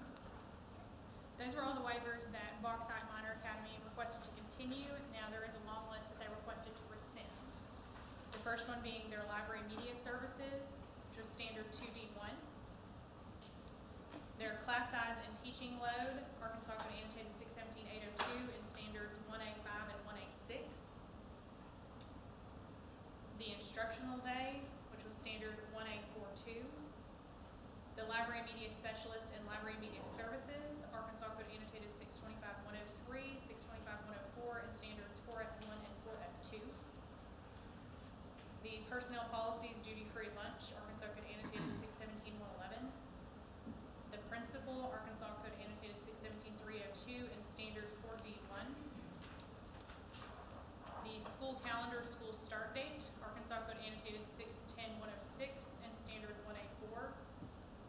The comprehensive school counseling. For the record, the school calendar rescind got a thumbs up from Ms. Kaufman. Sorry to cut you off, but I wanted that noted. Continue. The comprehensive school counseling plan and school counselor, Arkansas Code annotated 618-2003, and standard 4E1. The flexible schedule, which was Arkansas Code annotated 616-102, and standards 1A42 and 1A41. And then the superintendent, Arkansas Code annotated section 613-109 and 617-427, as well as standard 4B2. They asked to rescind all of those, and they sought no new waivers. Thank you so much. Any questions in regards to the waivers that are being rescinded? Thank you. At this time, I'd like to ask Mr. Hoy to come up. And Mr. Hoy, can you please provide to the panel any sort of assessment on the internal review and any remaining issues that exist? Thomas Coy, Charter Office. Again, just like the last applicant, you all received the feedback that was provided to the school on their internal review. We also took time to visit with the schools about any remaining issues. We have folks on the line if you have any questions from any of those particular units. We can ask all of those. I do have a quick question. Is it Coy? Coy. Thank you so much. Sorry about the It's like you were trying to mispronunciation. make me do the Yeah. past assistant commissioner. Thank you, Mr. Coy. Any questions for Mr. Coy and his team?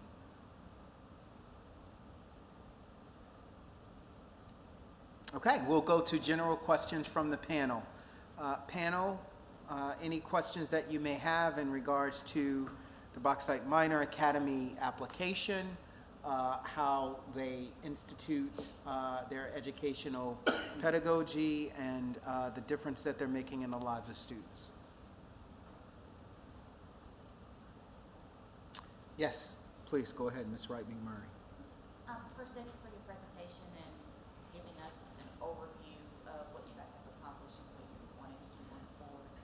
I would say I have not had a chance to visit the campus, so I'm not as familiar with the structure. So would you say that the campus is more of a virtual option, or is it in person? I'm trying to follow when, especially when you mentioned there's so many online options that were available to students.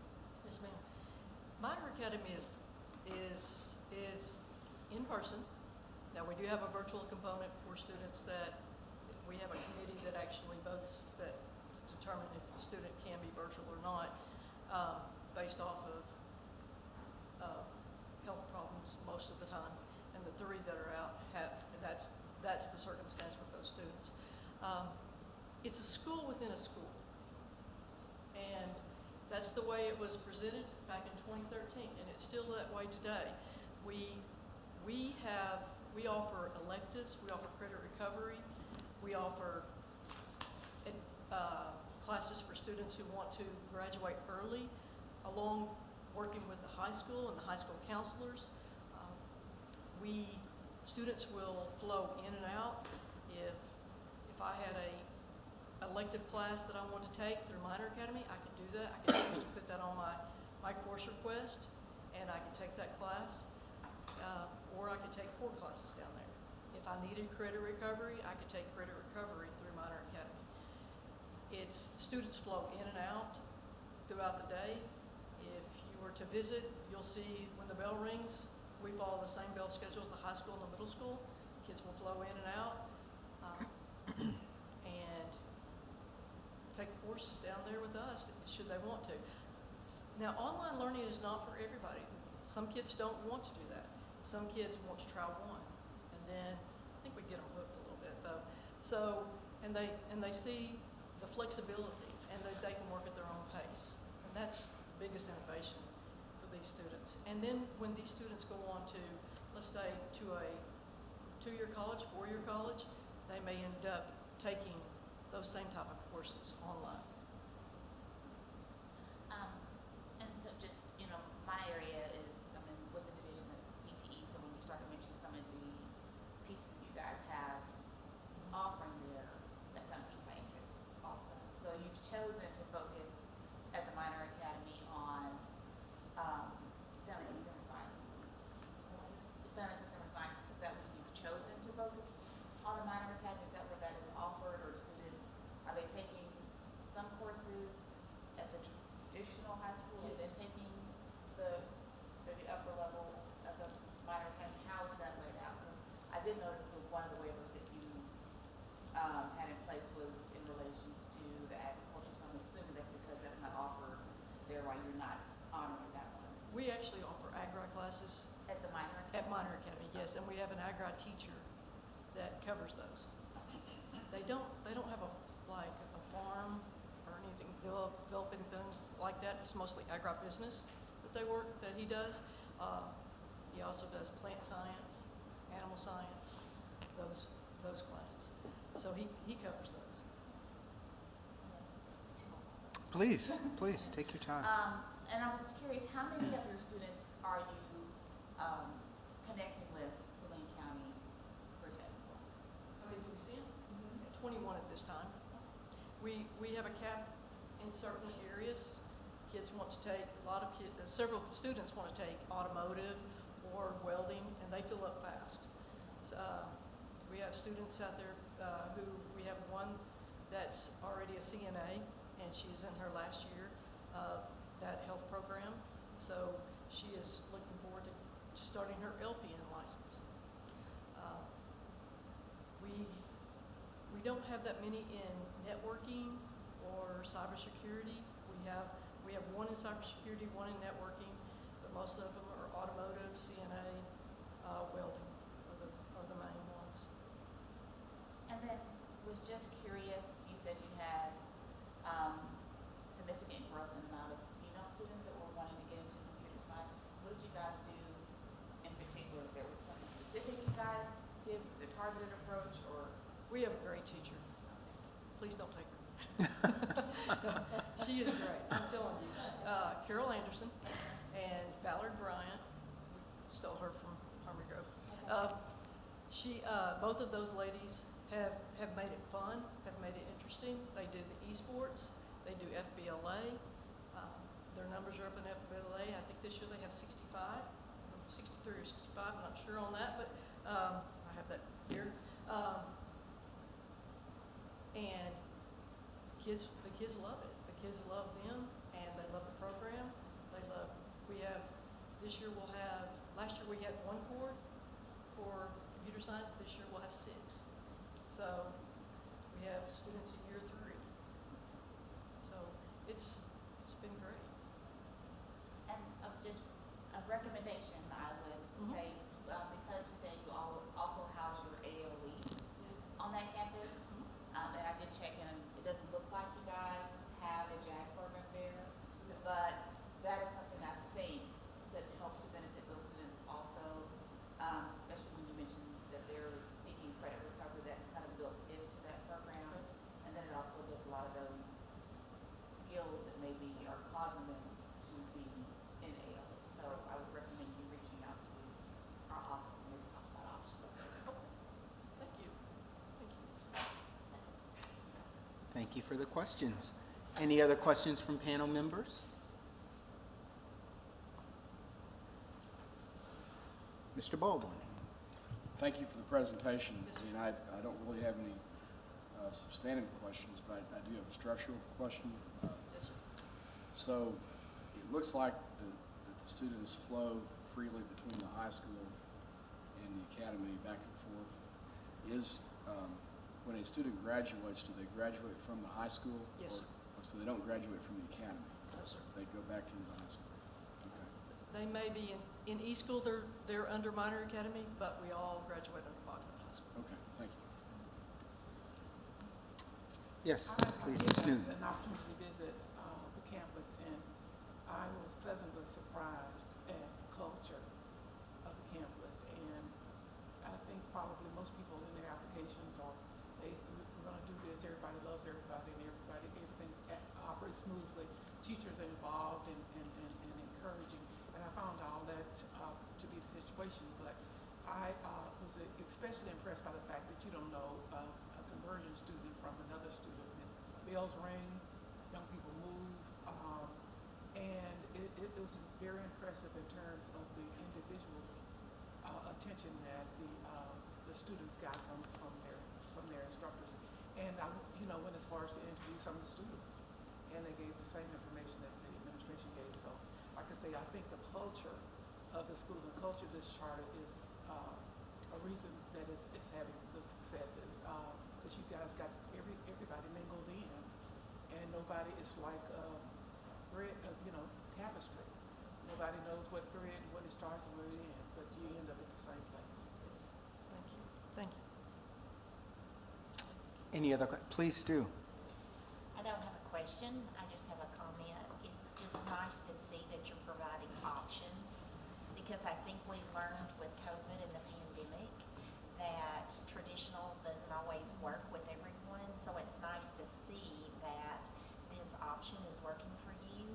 And it's like Ms. Newton said, we don't always get to see it in your application, but your presentation, it just bled through and we can see it. So I want to commend you for that. And Ms. Teresina said, what you put on paper oftentimes is not what you actually find, but that's what I found is what, and I thought, this is unique. So I left there telling other districts that would listen about the unique partnership, and I think that's probably one of the reasons a lot of children don't excel in school, because they're not a part of the system. They're in this room or that room, or this program or that program, but that's a very good concept. Thank you. Thank you. If there are no other, I think, Ms. Kaufman, did you have a question or comment? I have a comment. I wanted to thank Ms. Webb for a very thorough presentation that answered all my questions before I had to ask them, and most especially thoughtful review of your waivers.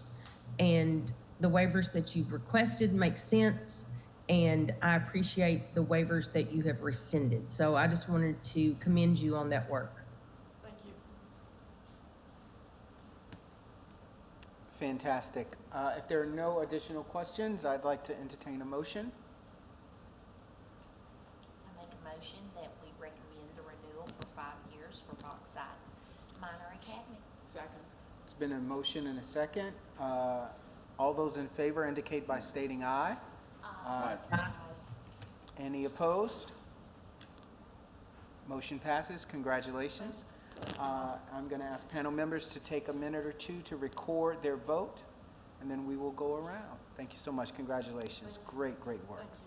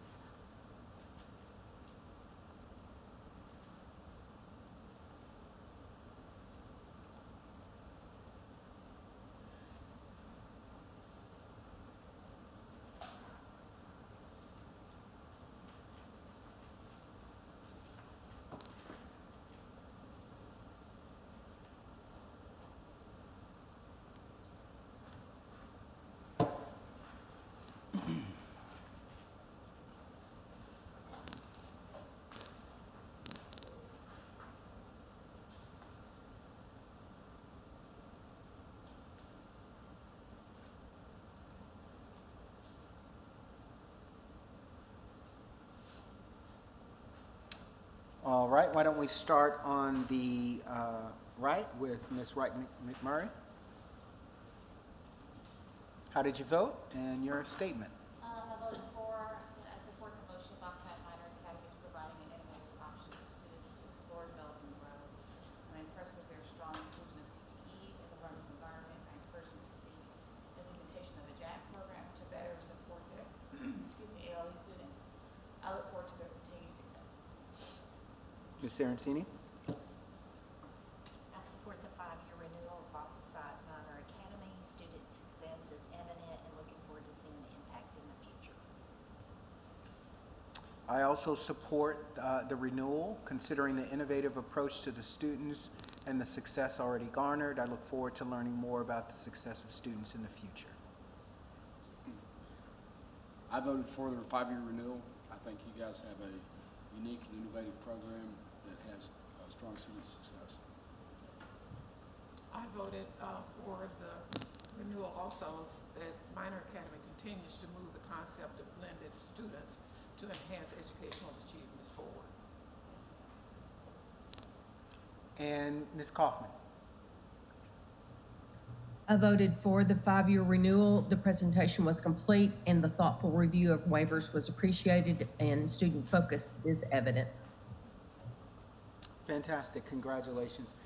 At this time, I ask, what's the request of the panel? There is another presentation and charter renewal application that we still have to review. I'm looking at 11:15. I think we have a couple options. Obviously, take a break, a short break, come back and review, take a break, go to lunch, and then come back to review. What is the pleasure or recommendation of the panel? Or we can continue without a break and move right into it. That's fine with me. Okay. I'm seeing most folks say yes, so why don't we just go ahead and continue? Thank you so much again. Congratulations. The next application and renewal is for Polk County Virtual Academy. I will ask them to move forward and let's get their application and their presentation loaded up. That'd be great.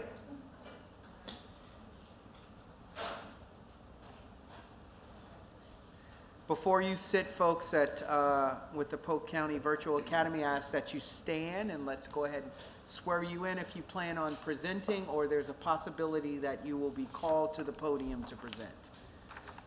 If you can, raise your right hand. Do you swear and affirm that the testimony you're about to give shall be the truth, the whole truth, and nothing but the truth? Thank you. Have a seat, please. At this time, I'd like to call forward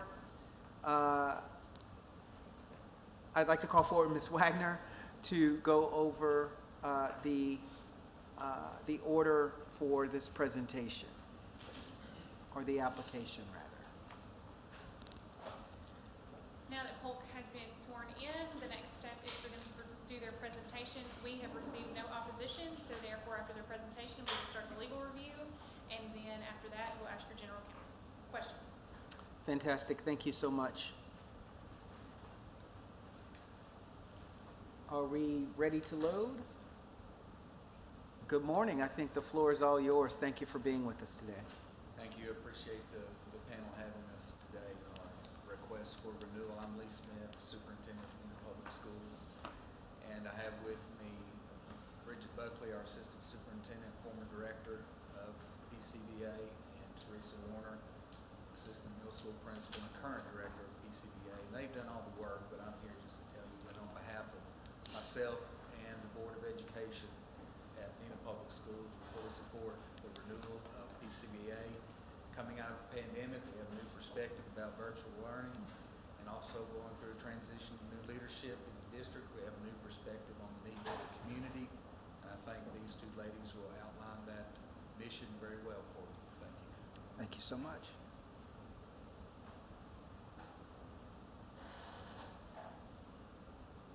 Thank you. I am Bridget Buckley, and I serve currently as the Assistant Superintendent for the school district. And while I was not a part of the initial charter application process, I did have the privilege of being the director during the 2020 and 2021 school years, two very difficult years. And I've continued to work with the curriculum enrollment for the program, and our team has worked together to develop and renew our goals. We know that our mission and vision in this renewal process needed to be relooked at. What we started, or what was started in the 2018 school year, has changed, and it is a little bit different because our world is a little bit different right now.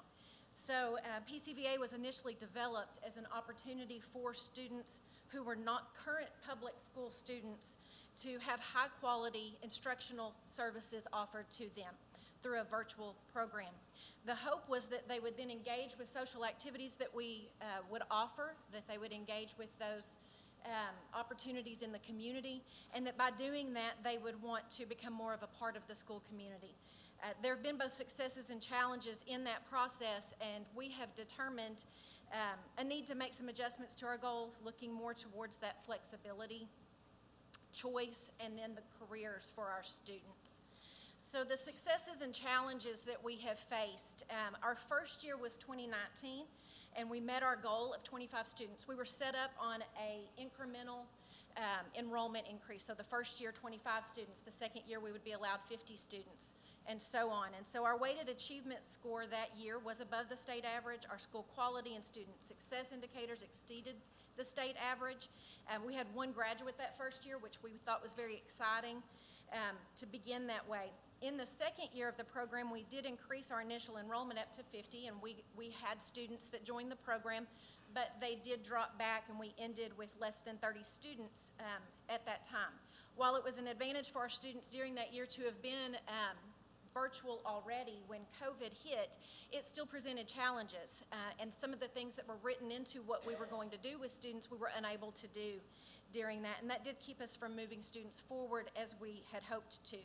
The start of the 21 school year, that school year saw a drastic increase for us. Our cap was at 100 that year, and we hit that very quickly. However, our school district decided that because we were going to hit that cap, we needed another option, and so we also offered in the school district a blended option.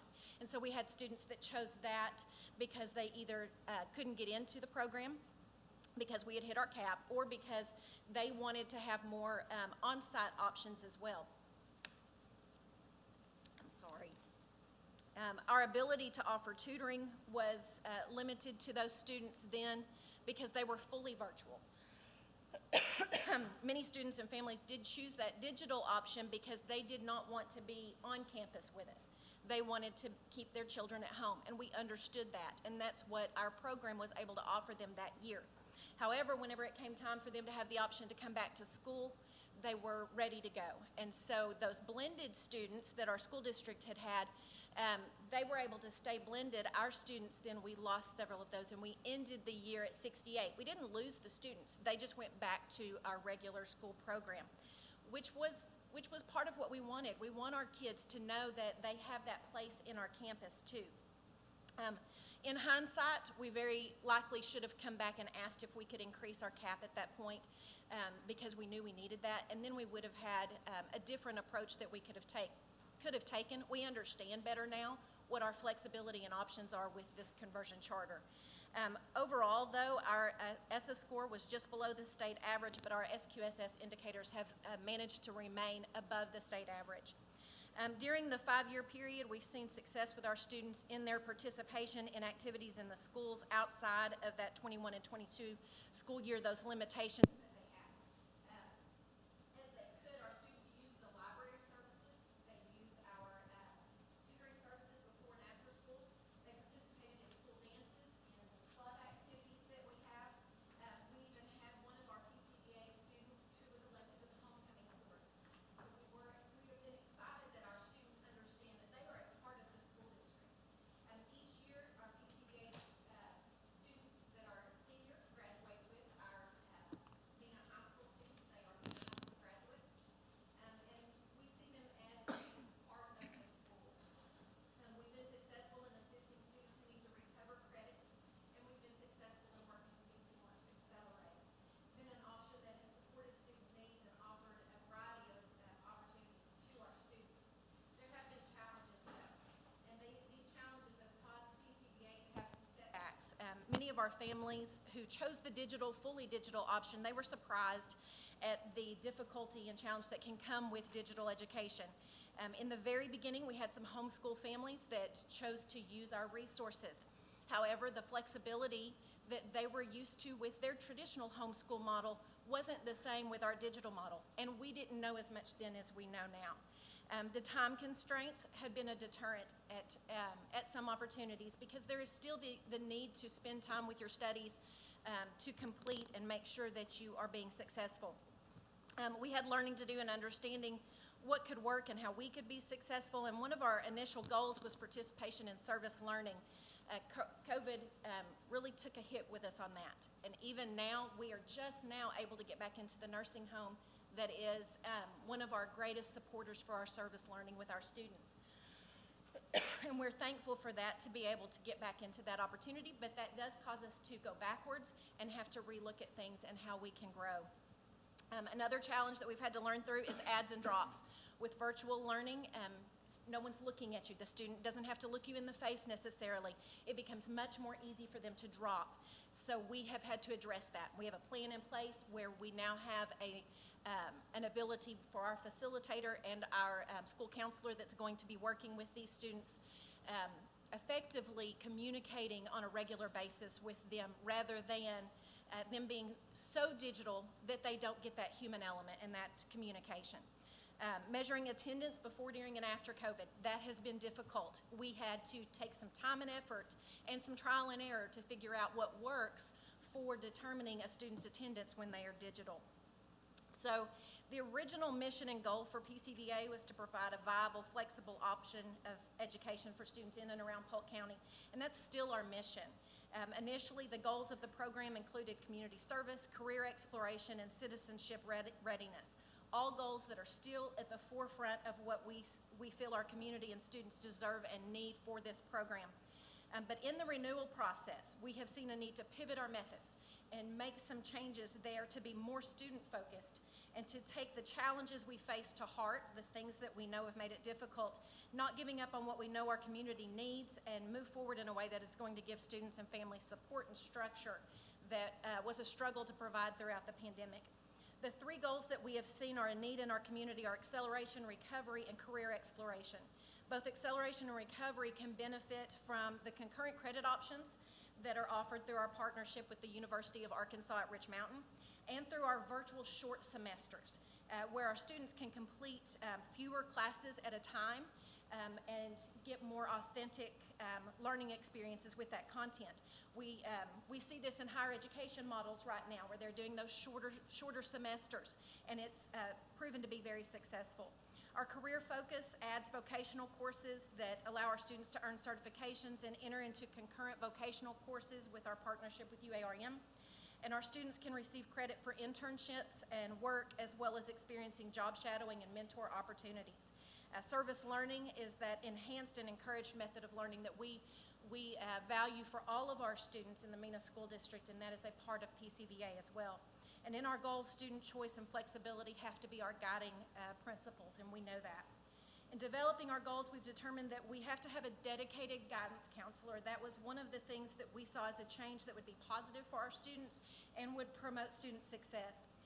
Counseling services and standards instruction is going to be provided virtually, but she also offers face-to-face virtual counseling or virtual counseling that the students can request. And so we feel that is going to be a huge benefit to our program. We also have a team of support now that we have re-looked at what is needed and what is going to work, and that team does include Dr. Smith and myself, our current director, Ms. Warner. We also have an elementary certified teacher, a technology representative, a parent, community business partner, a communications director for our district is an integral part of what we do with the virtual, and then counselors from each building that have to understand what we are doing so that they know whenever a student may need some of our services as well. Learning loss, PCVA has implemented several resources designed to address learning loss with our students. The students do have access to on-site tutoring that they can access, but they also have virtual options with their Ed Options Academy teachers through Edmentum. Tutoring sessions can focus on current assignments or on their gaps in learning. Depending on the student need and their requests. Intervention services are provided through multiple options, including virtually through two programs that are offered with Edmentum, Study Island and Exact Path. Both of these programs assess where the student is at the time and then provide them a pathway for them to address those needs. Students can also participate, though, face-to-face on our campus in the intervention programs that we offer if that is their parent choice. We are providing a facilitator locally who communicates with them via phone, text, or in person to review their student success plans, to go over their schedules and their four-year plans and their assessment data. These meetings each semester to review their progress and plan for the student is consistent and ongoing progress monitoring that's going to ensure that the students stay on track and know who to reach out to when they have concerns or needs. And then again, those engagement opportunities. We know that engaged students are much more likely to succeed. They're more likely to recover their learning loss if they are involved. And so we continue to offer those opportunities for students to be involved in band and choir, in our robotics program, in our arts, in our clubs. Anything that they would like to be involved in, we encourage that. Student IEPs and 504s, those are also addressed through our PCBA opportunities. Students with IEPs can complete their courses through inclusion digitally and receive their minutes then with one of our staff, on-staff special education teachers that are certified and hold their folder. They may do that personally or virtually, whichever way the student chooses. We can also provide them with their minutes with that teacher as well if they choose to do that rather than doing it with inclusion and our at Options Academy staff. We have had students do both of these things and they have been successful. We've had students start one way and realize that they need to switch to the other, and that also works. 504 accommodations are provided to our virtual teachers. They implement those and then we review those annually as needed or earlier if that is necessary. Overall, our ESSA scores have dropped, and we do know that we are facing a challenge. We have seen that. Our number of students testing has also dropped, and that's going to be something that affects the growth that we see as well. We do see some highlights in our program, though, such as our weighted achievement score has increased, as has our school value-added growth score, and our grade level reading is above the state average. Attendance measures did cause us some difficulty at first, and as I stated, we have adjusted our policy to make sure that we understand how to take attendance for a virtual student. Through COVID, that was a little bit difficult, but we've managed to make a way that's going to still hold students accountable, but offer them the flexibility that digital is supposed to do. Comparing to our traditional options, we are the only fully digital option conversion charter in our area. However, our students are going to have access to K-12 Academy. They're going to have Connections Academy. They have other virtual options, so why choose us? And so we have to make sure that they see and that we promote that we're a unique option. Not only are we a choice and we're flexible, more so than traditional options, but we also offer a human element to the digital option that you're not going to get with one of those other programs. We are making sure that we connect and build relationships with our families, and we have that plan in place. The vision that we have of our program is to integrate technology, career focus, and academics with choice for a family who may be looking for the ability to be more engaged with their child's education while still offering them some opportunities to experience certain aspects of the public school education. These things may be ones that appeal to them individually in pieces, and we understand that. Within our program, we can offer that human element with pieces such as mentorship and the conferencing that we do, as well as our counselor availability for our students and our academics, and that gives our staff the opportunity to actually engage with our families. And it also makes it where our Edmentum staff, our Ed Options Academy staff, is fully focused on the academics of our students. We take on the personal element then. In comparison with our nearby traditional options outside of the district, there are 2 close school districts with 5 buildings between the 2 of them. 2 of those schools, we have a higher SQSS indicator than, and 2 of those schools we are within 1 point of. So while we know we have challenges and we have to get our score where we want it to be, we also know that we are a viable option and a good option for students in our area. One of our unique aspects is that we do offer a variety of ways that students can experience activities and opportunities. That could either be on-site or in a way that works for them, such as volunteering or the community service activities, the business partnerships that they can actually seek out close to home. So if they do a school transfer or school choice for us and they're not right in our community, we can work with them to build those relationships in their own community. We also encourage our students to utilize the opportunities to have music lessons within the community, dance lessons. Maybe they participate with extension services and do 4-H. We are able to have some flexibility there that the traditional options cannot have. And this oftentimes gives parents some confidence that what I'm doing with my child outside of a public school setting is valuable and has merit. And we want them to know that. ARP and CARES Act funds were used to enhance materials and resources for our students. Initially, we had to provide our students with refurbished devices that had been in our school, and then when we took them out, that was what we had initially used. So we were able to purchase new devices, so our students all had a device that was going to give them access to their learning needs. We were also able to purchase hotspots, and that was a huge piece for us because while all students have access to the program, not all students could afford internet or have access to internet. And so that's an important piece. And by providing those hotspots, we opened up how many students could be involved there. We purchased manipulative kits for all of our students with CARES Act and ARP funds so that they would be able to have workbooks. They have math and science manipulatives, and they are able to have the books that go with the literature part of their program. And then smart data was also provided in 2020 for our staff so that they could have the immediate attention to accessing information about their students. Implementation of our program, it has been a challenge, and COVID did create a massive increase in the 21 school year, and that did kind of send us haywire for just a little while and a drastic drop. But it's been our goal in this renewal process to relook at our why. Why do we need to keep this program? Why do we not want to lose this? Why is it important for our community? We know that this avenue of learning has value. It is choice, it's flexibility. We're able to offer some things that are going to continue to be important to our community in the coming years. And we have relooked at our methods and how we can offer the charter in a different way to our students, still virtually. Just want to stop you for a second. I want to make sure your slides that you're showing, is that where you want it to be? Yes. Okay. Yes. Okay. Yes, I just wanted to make sure. I want to make sure folks online have the opportunity to keep. I'm sorry. I was just wrapping up that we are just, that choice and flexibility is what we want to make sure that we hone in on, we focus on that, and that's the important piece of Polk County Virtual Academy. Thank you.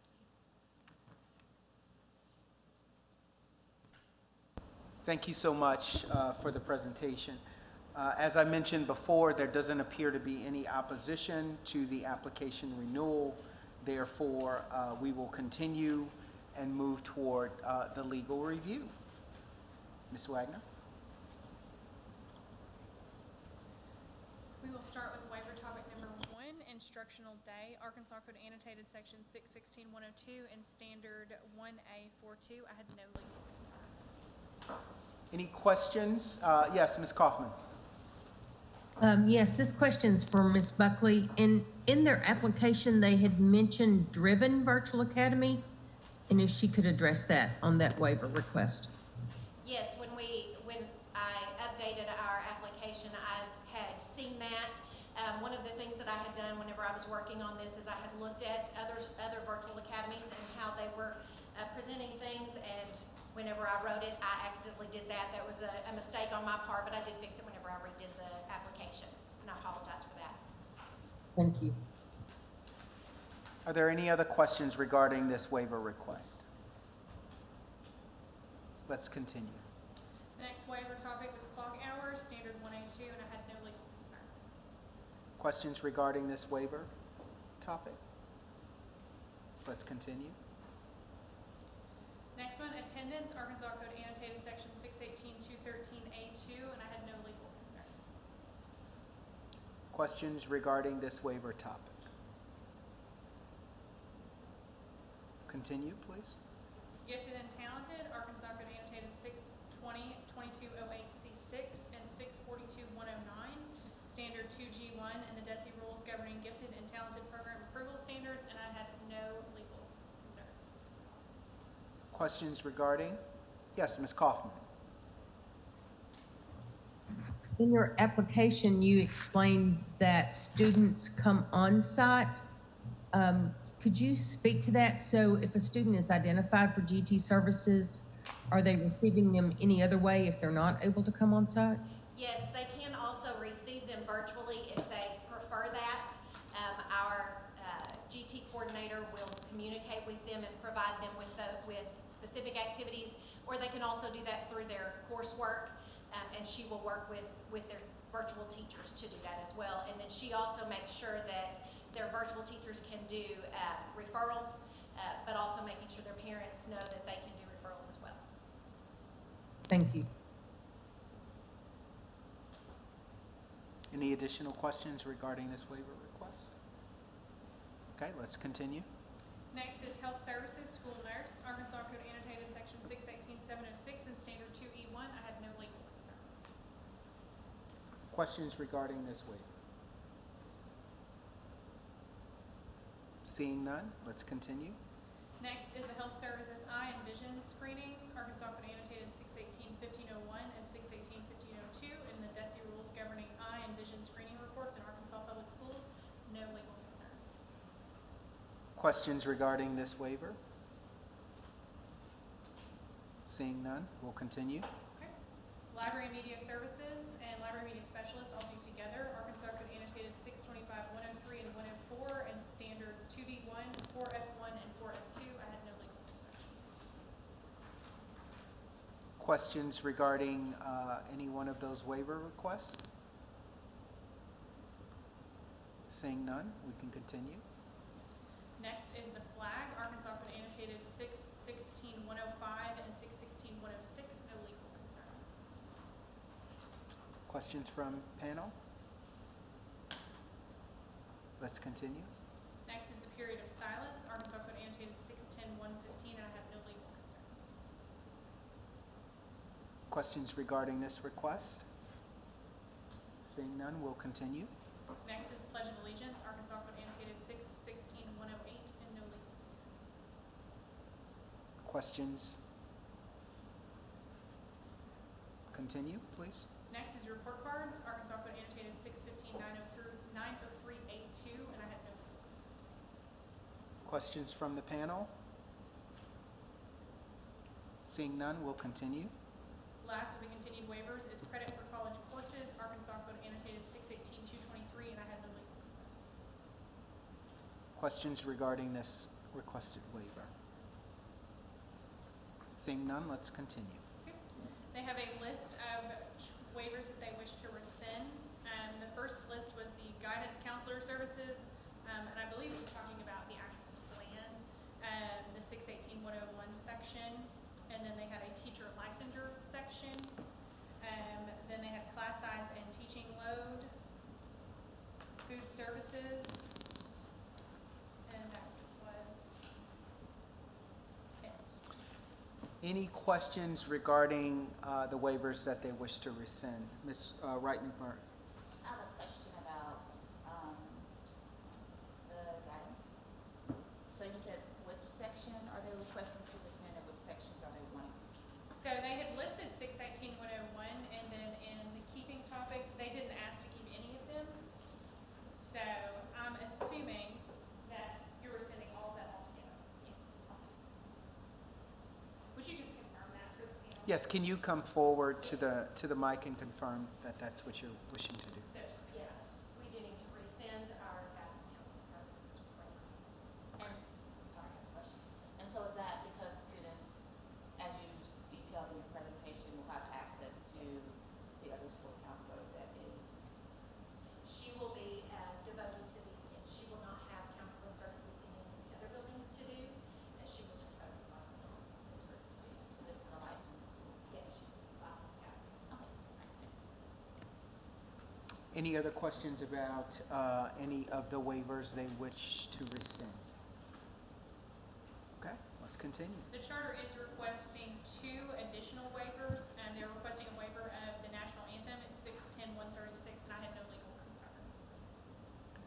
questions regarding this waiver? Okay. They're also requesting a waiver of recess. The standard is 1A43 in the DESI rules governing nutrition and physical activity and body mass index age-assessment protocols for Arkansas Public Schools, section 7.11. And this is only for their virtual program. Would you confirm that for the CAT, just so? Yes, that is only for our virtual students. Thank you. Any questions or comments? Hearing none? That concludes my legal review. Thank you so much. Next, we will have, if we can get Mr. Coy to the microphone to discuss any sort of remaining issues with the application and provide the opportunity in regards to the application for panel members to ask a couple questions if necessary. Thomas Coy, Charter Office. Again, you all have the internal review. There are a couple of points of clarification that we are seeking from the application, so I'll invite any member of the team that's here to speak. First question is about concurrent credit offerings below grade 9 that was listed in your application. Would you care to address maybe how you're going to handle concurrent credit offerings? Because I think if I'm correct, the current credit rule is 912 Yep. only, so. Mr. Davis, we're unable to hear the people at the podium. Okay. Let's, is the mic turned on? And you can't hear them at all, Ms. Kaufman? It's very jumbled. Okay. We may need to get another mic. Just give us 1 second.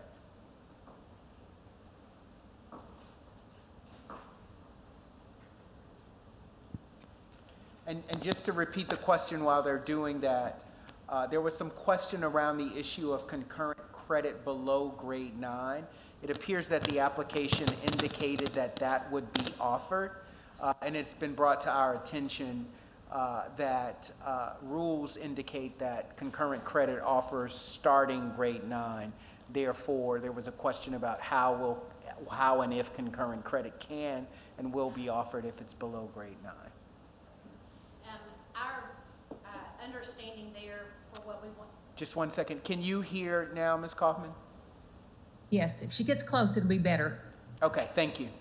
So, for instance, an 8th grade student that would like to take concurrent classes to accelerate through because they are wanting to move faster towards graduation, they would have, we would want them to be able to have that as an option so that they could also get credit for their school classes as well.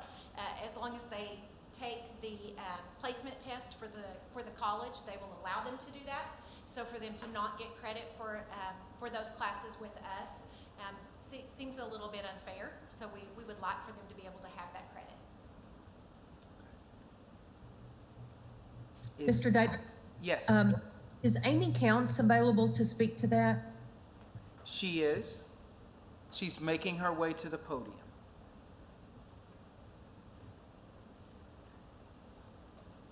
Amy Counts, Director of Curriculum Projects. So the question really was about that determining qualified students, and I believe you addressed it. So and from my understanding, it's a placement test that they would take, and if through that university or your partner, then they would be able to.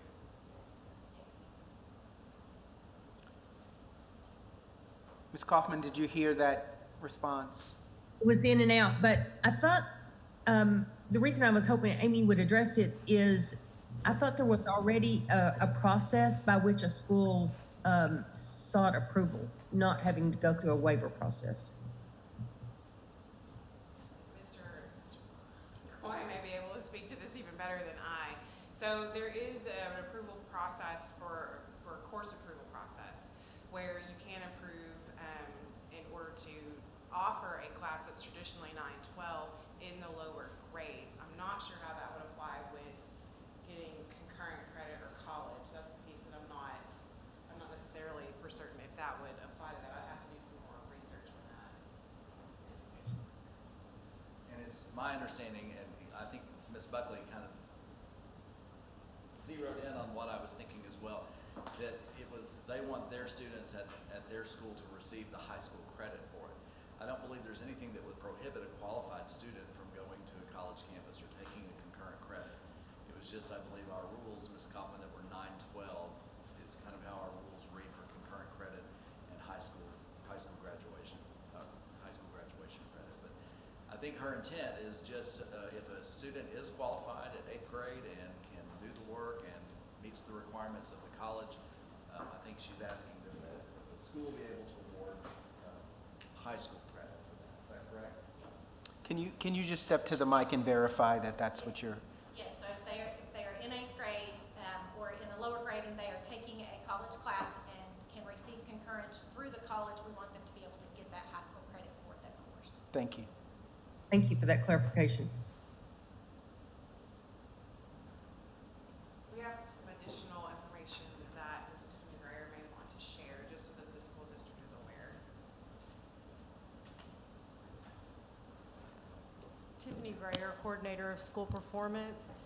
Per the SS School Index business rules, schools are not going to get credit in SQSS if the course completion and credit data from Cycle 7 certified submission is not done within the 4 years of high school for the current grade 12 students for the concurrent credit. So I just want the school to be mindful of that as they consider this waiver. Thank you.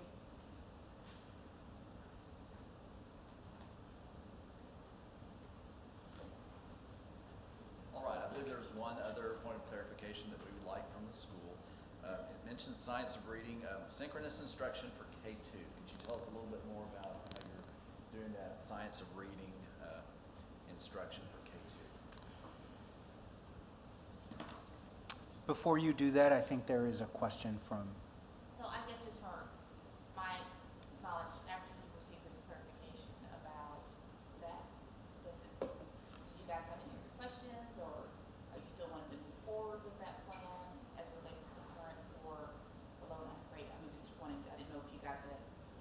Say we do what's best for the student, if we take the game for it.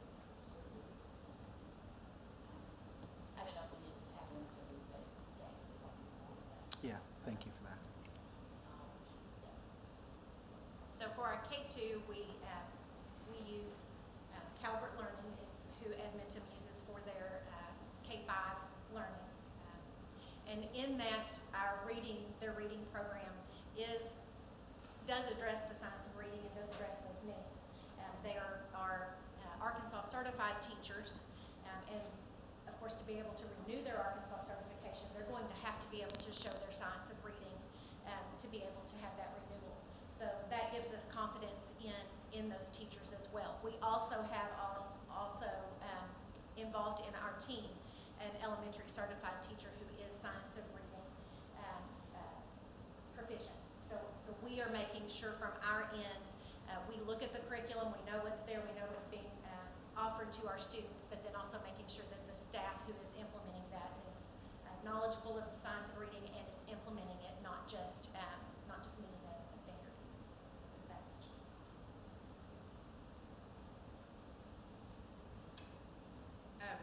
There is a process by which districts can use a foundational literacy program for K-6 that's not on the state approved list. And they would submit a research rationale, and then the DESE would then review that program and vet whether, yes, it aligns the science of reading or not, and then to give permission to that district to utilize that program. From my knowledge of our current list, that program is not currently approved through our ed reports process or through our literacy process that we went through in 2020. So I would just encourage the district to file that research rationale moving forward so that it can be reviewed and vetted by DESE. And just a couple more questions on that. And so if it's not approved, what are the ramifications of that for the district? If it's not approved, the district is encouraged to utilize an alternative program that's on our approved list. And because they're not in coordinated support, if they're in coordinated support, they're required to choose from the list no matter what. Again, if they're not, they can submit that research rationale. If it doesn't get approved, if it doesn't, align, then we would just highly encourage them not to use it, and then it might be monitored moving forward. Yep. And we do have Dallas Henderson, who's on the line as well, who can also speak to that foundational K-6 program review too, if you have any additional questions for her. And the other question I would have is just talk a little bit, because I want the district to have the information they need if they decided to move forward. So if they were to move forward, how long does the review process take? What type of information do they need to submit? I don't want students to be in a process that hasn't been approved and it doesn't get approved, and then there are ramifications on that end. So there's on our Science of Reading website, there's a form, that the research rationale request form that the district would submit and send to us. We would then reach out to the program provider and request information from that program provider, where they would submit all of grade 1 materials like we would receive those in the mail, and then access to all K-6 materials digitally.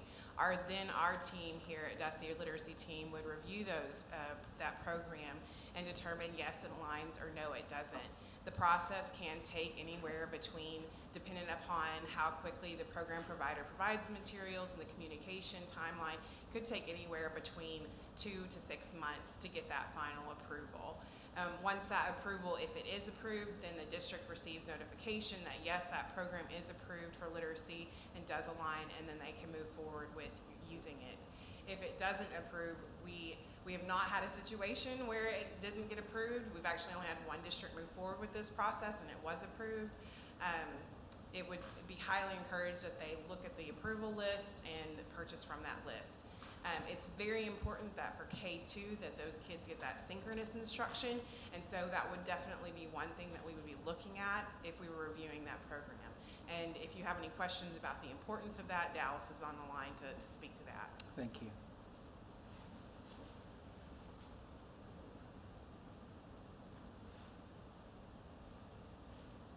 I think that addressed the two remaining concerns that our staff had at this point. Thank you so much. It sounds like there's some additional conversation that the school needs to have in regards to this last piece here, right? Okay, let's move to general questions or comments from the panel. Thanks to staff. Thanks for the information. Who would like to start? Let's go for it. Ms. Wright McMurray. I feel like I always start. Thank you for your presentation and providing more information on your academy. Again, I haven't had a chance to come see or talk to you guys, so getting a chance to hear how it's implemented is helpful, rather than just looking at documentation. I still have had a question about, one, how many students do you anticipate that are going to continue to utilize this model immediately, say, going into the fall of 2024? We are hopeful that we will get back to a number closer to we have a cap of 200. We would like to see 50 students at this point, so that we can better be serving our students. What we are seeing right now is a need to offer students who can do both, who may be doing some on-site schooling and some virtual, and then also our students who do fully virtual. So in the fall, that's our hope, is to get back to that beginning number. So you do anticipate that, we all hesitate to say post-COVID, but now that we're in some perspective being in post-COVID, there will still be that high interest for students and families to want to continue to utilize this model that you've established? I think what we initially established as being fully virtual, completely off campus, I think that has lost ground through COVID. So what we see as being appealing to families is some control of their own, some choice of their own, and being an integral part of their child's education, but still being able to, and they can do that through that virtual piece, so that they still have more hands-on with them, but giving them still an opportunity to have human contact, to have access to what we offer through the school buildings, and being a part of the day-to-day activities. There's still a Mina Bearcat, and so I see it. I I think our team sees that we've got to pivot this, turn it a little bit, and virtual in and of itself, being completely disconnected, may not be the healthiest thing for all kids. So, sorry, Paul. Please. So when we say we pivot a little bit, what is that? I'm trying to get a picture, what does that look like? If we're going to be moving away from the virtual option, it sounds like you're going more to a hybrid option. So what does that hybrid look like? Of course, a student that wants to still be fully virtual is more than welcome to do that. Our support staff, communicating with them back and forth and making sure that they're finding success, that will continue. But we also have students who may need a part of a day virtual and part of a day where they are on campus getting a piece of their education. And so we want to acknowledge that. Our school district found some success in that blended model during COVID, and our students were doing blended with our school district rather than with PCDA. And so with our change, we didn't go with a digital learning plan. We feel like that's the piece that PCDA can come alongside the school buildings and come alongside the parents and help. So we have seen students who have maybe a medical issue, maybe something difficult, and so that works. That helps. They might not be a candidate for our alternative education program, but this may be a way to help them. But we also see that there are students, they have access to our JAG program. We have 2 JAG facilitators on our campus. We feel like that is a huge benefit to our students. So they can do that JAG program through the school, but do their core content virtually with PCDA. So that's what I mean by pivot. Just kind of turn our eyes a little bit and see that this ability to not hold ourselves in a box. We kind of thought that we were over here in this virtual learning land where kids can't come on site and do some classes with us too. And we feel like with this opportunity that we can mesh that. Also, Melody Morgan with APSRC has offered to come in and help us some as well with some of our vocational connection there as well. You did touch on one of my other questions was, so you said you guys opted to not do a digital learning plan, or you do have a digital learning plan? We do not have a digital learning plan. We just have PCDA. Okay. And my other clarification, when students opted to the virtual option and it's not working, Yes. what are your steps to correct that, to get them back on track, or determine that virtual option is not for you, you need to be in person? My director is here. Could I have her speak to that? Sure. I think she would. Name and title, please. Teresa Warner, and I am the PCBA director. I stay in direct contact with the parents and the students, and so I meet with them in person. I talk to them on the phone, and I email or text with them often. I check with them. I check on them virtually weekly just by looking at their progress. And if I see that they have not, that they're somehow falling behind, sometimes it's across the board and sometimes it is in one class. And when I just reach out specifically for that purpose. What's going on in this classroom? You haven't been in there or you haven't completed anything in a week. And we'll have that conversation. And sometimes it is the class, they don't like the class. And we talk through that. If it's across the board, sometimes it's the fact that most of our students come to us for a reason. We have medical issues that keep them at home. We have pregnancies. We have students that travel with their parents. So sometimes it is that, it's related to that. And we make adjustments. Sometimes they've been sick and they just weren't able to do it. If whatever the case is, we come back around and we find a solution. We offer tutoring. We have tutoring offered virtually. If that is not working for them, we invite them on campus. They can come during the day on campus, or they can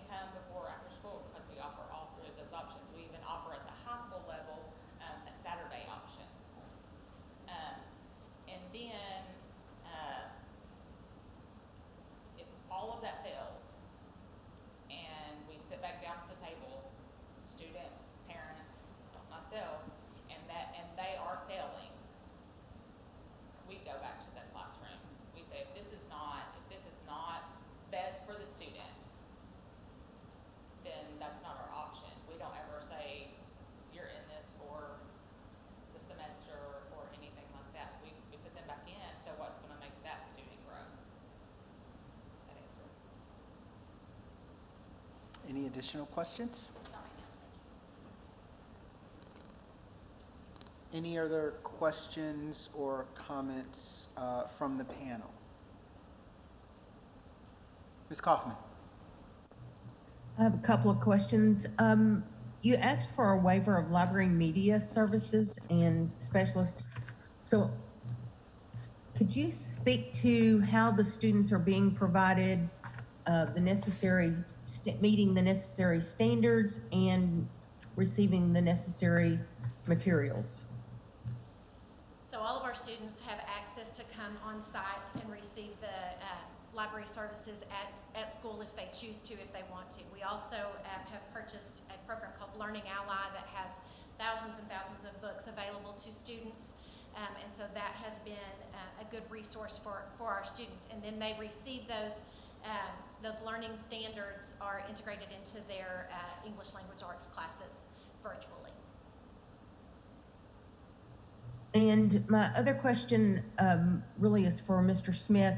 I just wanted to confirm that all of the students that are enrolled live within the district boundary or have some type of legal school choice or transfer? Yes. Okay.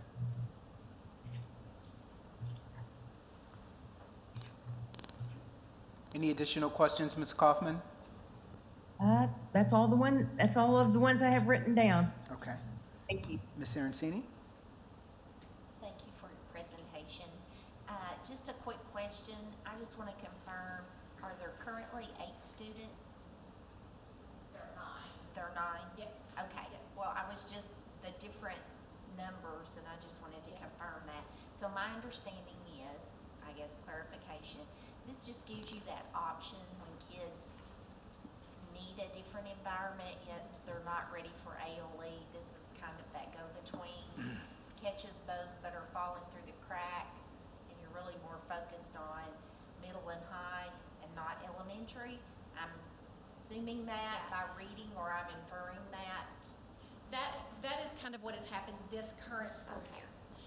We saw a setback. COVID hurt us. It hurt the image of digital education, and it caused us to relook and rethink. We see the value of kids having the virtual option, and we talked through the return of the charter and not continuing the program. And fortunately, I feel like as a team, we sat down together and we said, that's not going to benefit our staff and students. We do need this. So now we've got to look at, okay, so here's where we are. And we know it's not we're not the highlight. We don't have several hundred students. We know that. We also know that there is a place for this. And flexibility and choice is what our students in Arkansas want. And it's what our families are looking for. And so by us saying we're willing to come alongside you, we just want to be an option for you. We don't have any elementary students right now.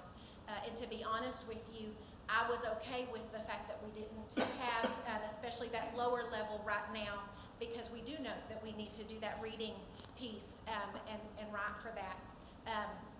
That is hard.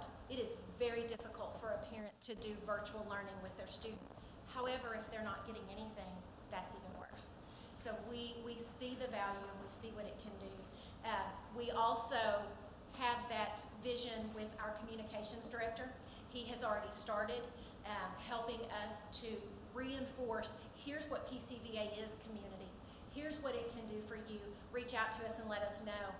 And just in a handful of days, because we do that between semesters, in a handful of days, Ms. Warner and I have both been reached out to by parents whose kids are not currently in our school district. So we're not taking kids out of our classrooms and putting them in PCVA, but they are saying what we're doing right now is not working, and we need that.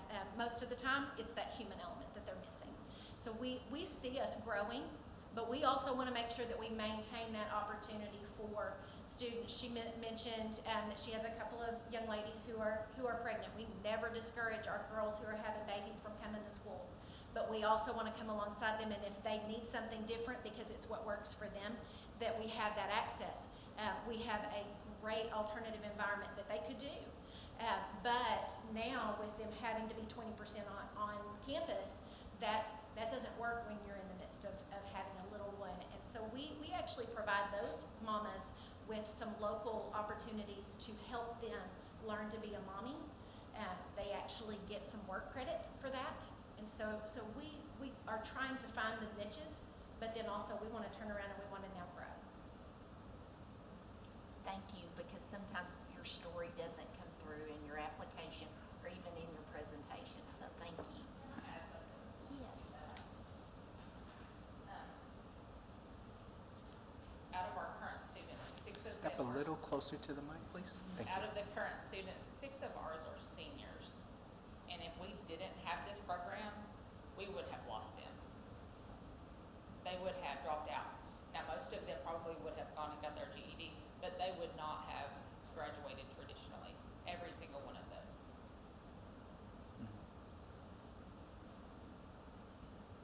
Anything else, Ms. Arancini? Thank you. I do want to, I want to commend you for the ability to look at what you were providing and make that pivot. I think we all heard about the challenges around purely virtual instruction.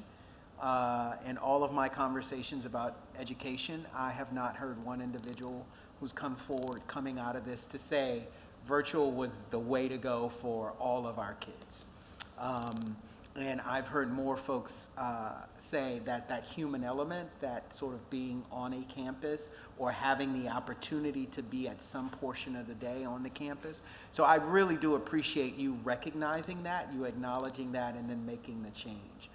My one encouragement is always going to be around the issue of growth for our students. It's one thing for students to start behind, but as you know, if we are not able to maintain a certain amount of growth for those students, they continue to fall behind. And granted, our goal is not to keep them behind, but we don't want them to fall further behind. So just all students that are enrolled in this program, please, please, please, and I say this to all folks I talk to, we need to be very thoughtful and very diligent about looking at student growth and figuring out how we can ensure that students aren't falling further behind as they sort of progress through our system. So thank you. Mr. Baldwin, any questions? Ms. Newton, any questions? Okay, I think we're ready for a motion. I move we approve the renewal request from Polk County Virtual Academy for another 5 years. It has been motion. Is there a second? Second. Motion and seconded. All those in favor do so by stating aye. Aye. Any opposition? Motion passes. Congratulations. I'm going to ask panel members to take a few moments and record their vote, and then we will read out. And as a reminder, as you're doing that, we still have a couple of items in regards to calendar and application timeline that we need to discuss. You are free to go. Well, let's hear the comments.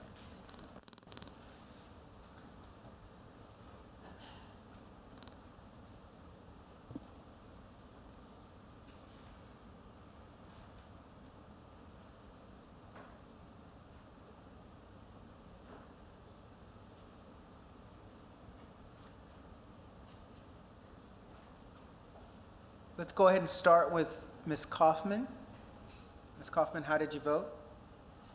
I voted in favor of the renewal for 5 years. The charter is making adjustments as needed to meet the needs of students.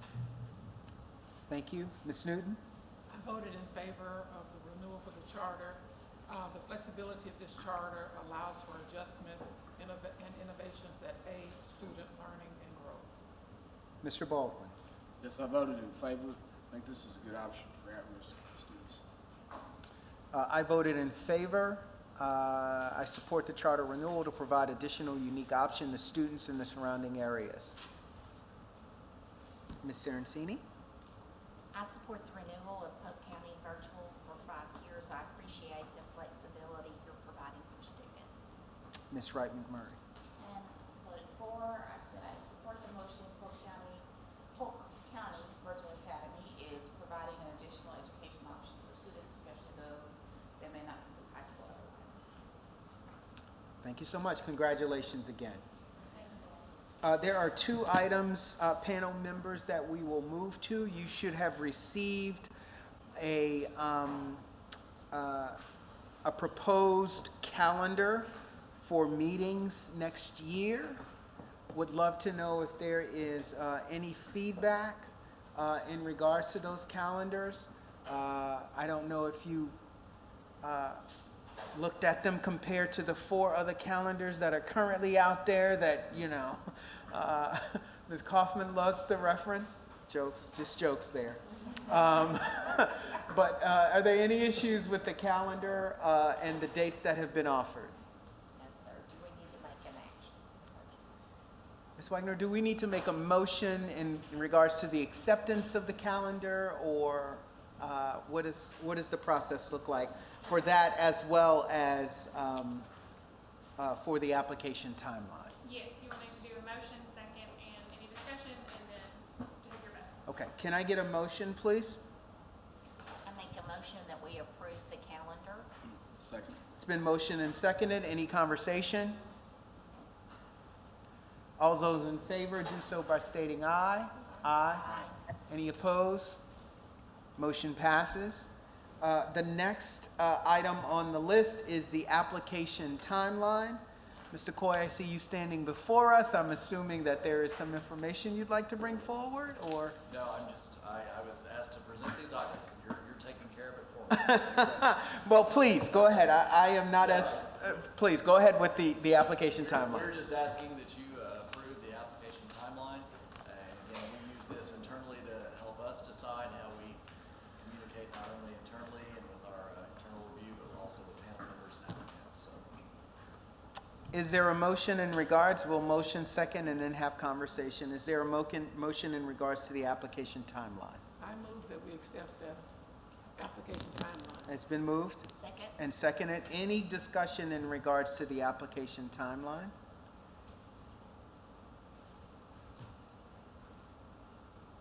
There doesn't appear to be any discussion. We'll move to the vote. All those in favor of the application timeline presented indicate by saying aye. Aye. Any opposition? The ayes have it. Thank you so much. Can I get a motion to adjourn the meeting? Moved and seconded. Meeting adjourned. Recording stopped. Thanks, Mr. Davis. Thank you. Good job, everyone. Thanks.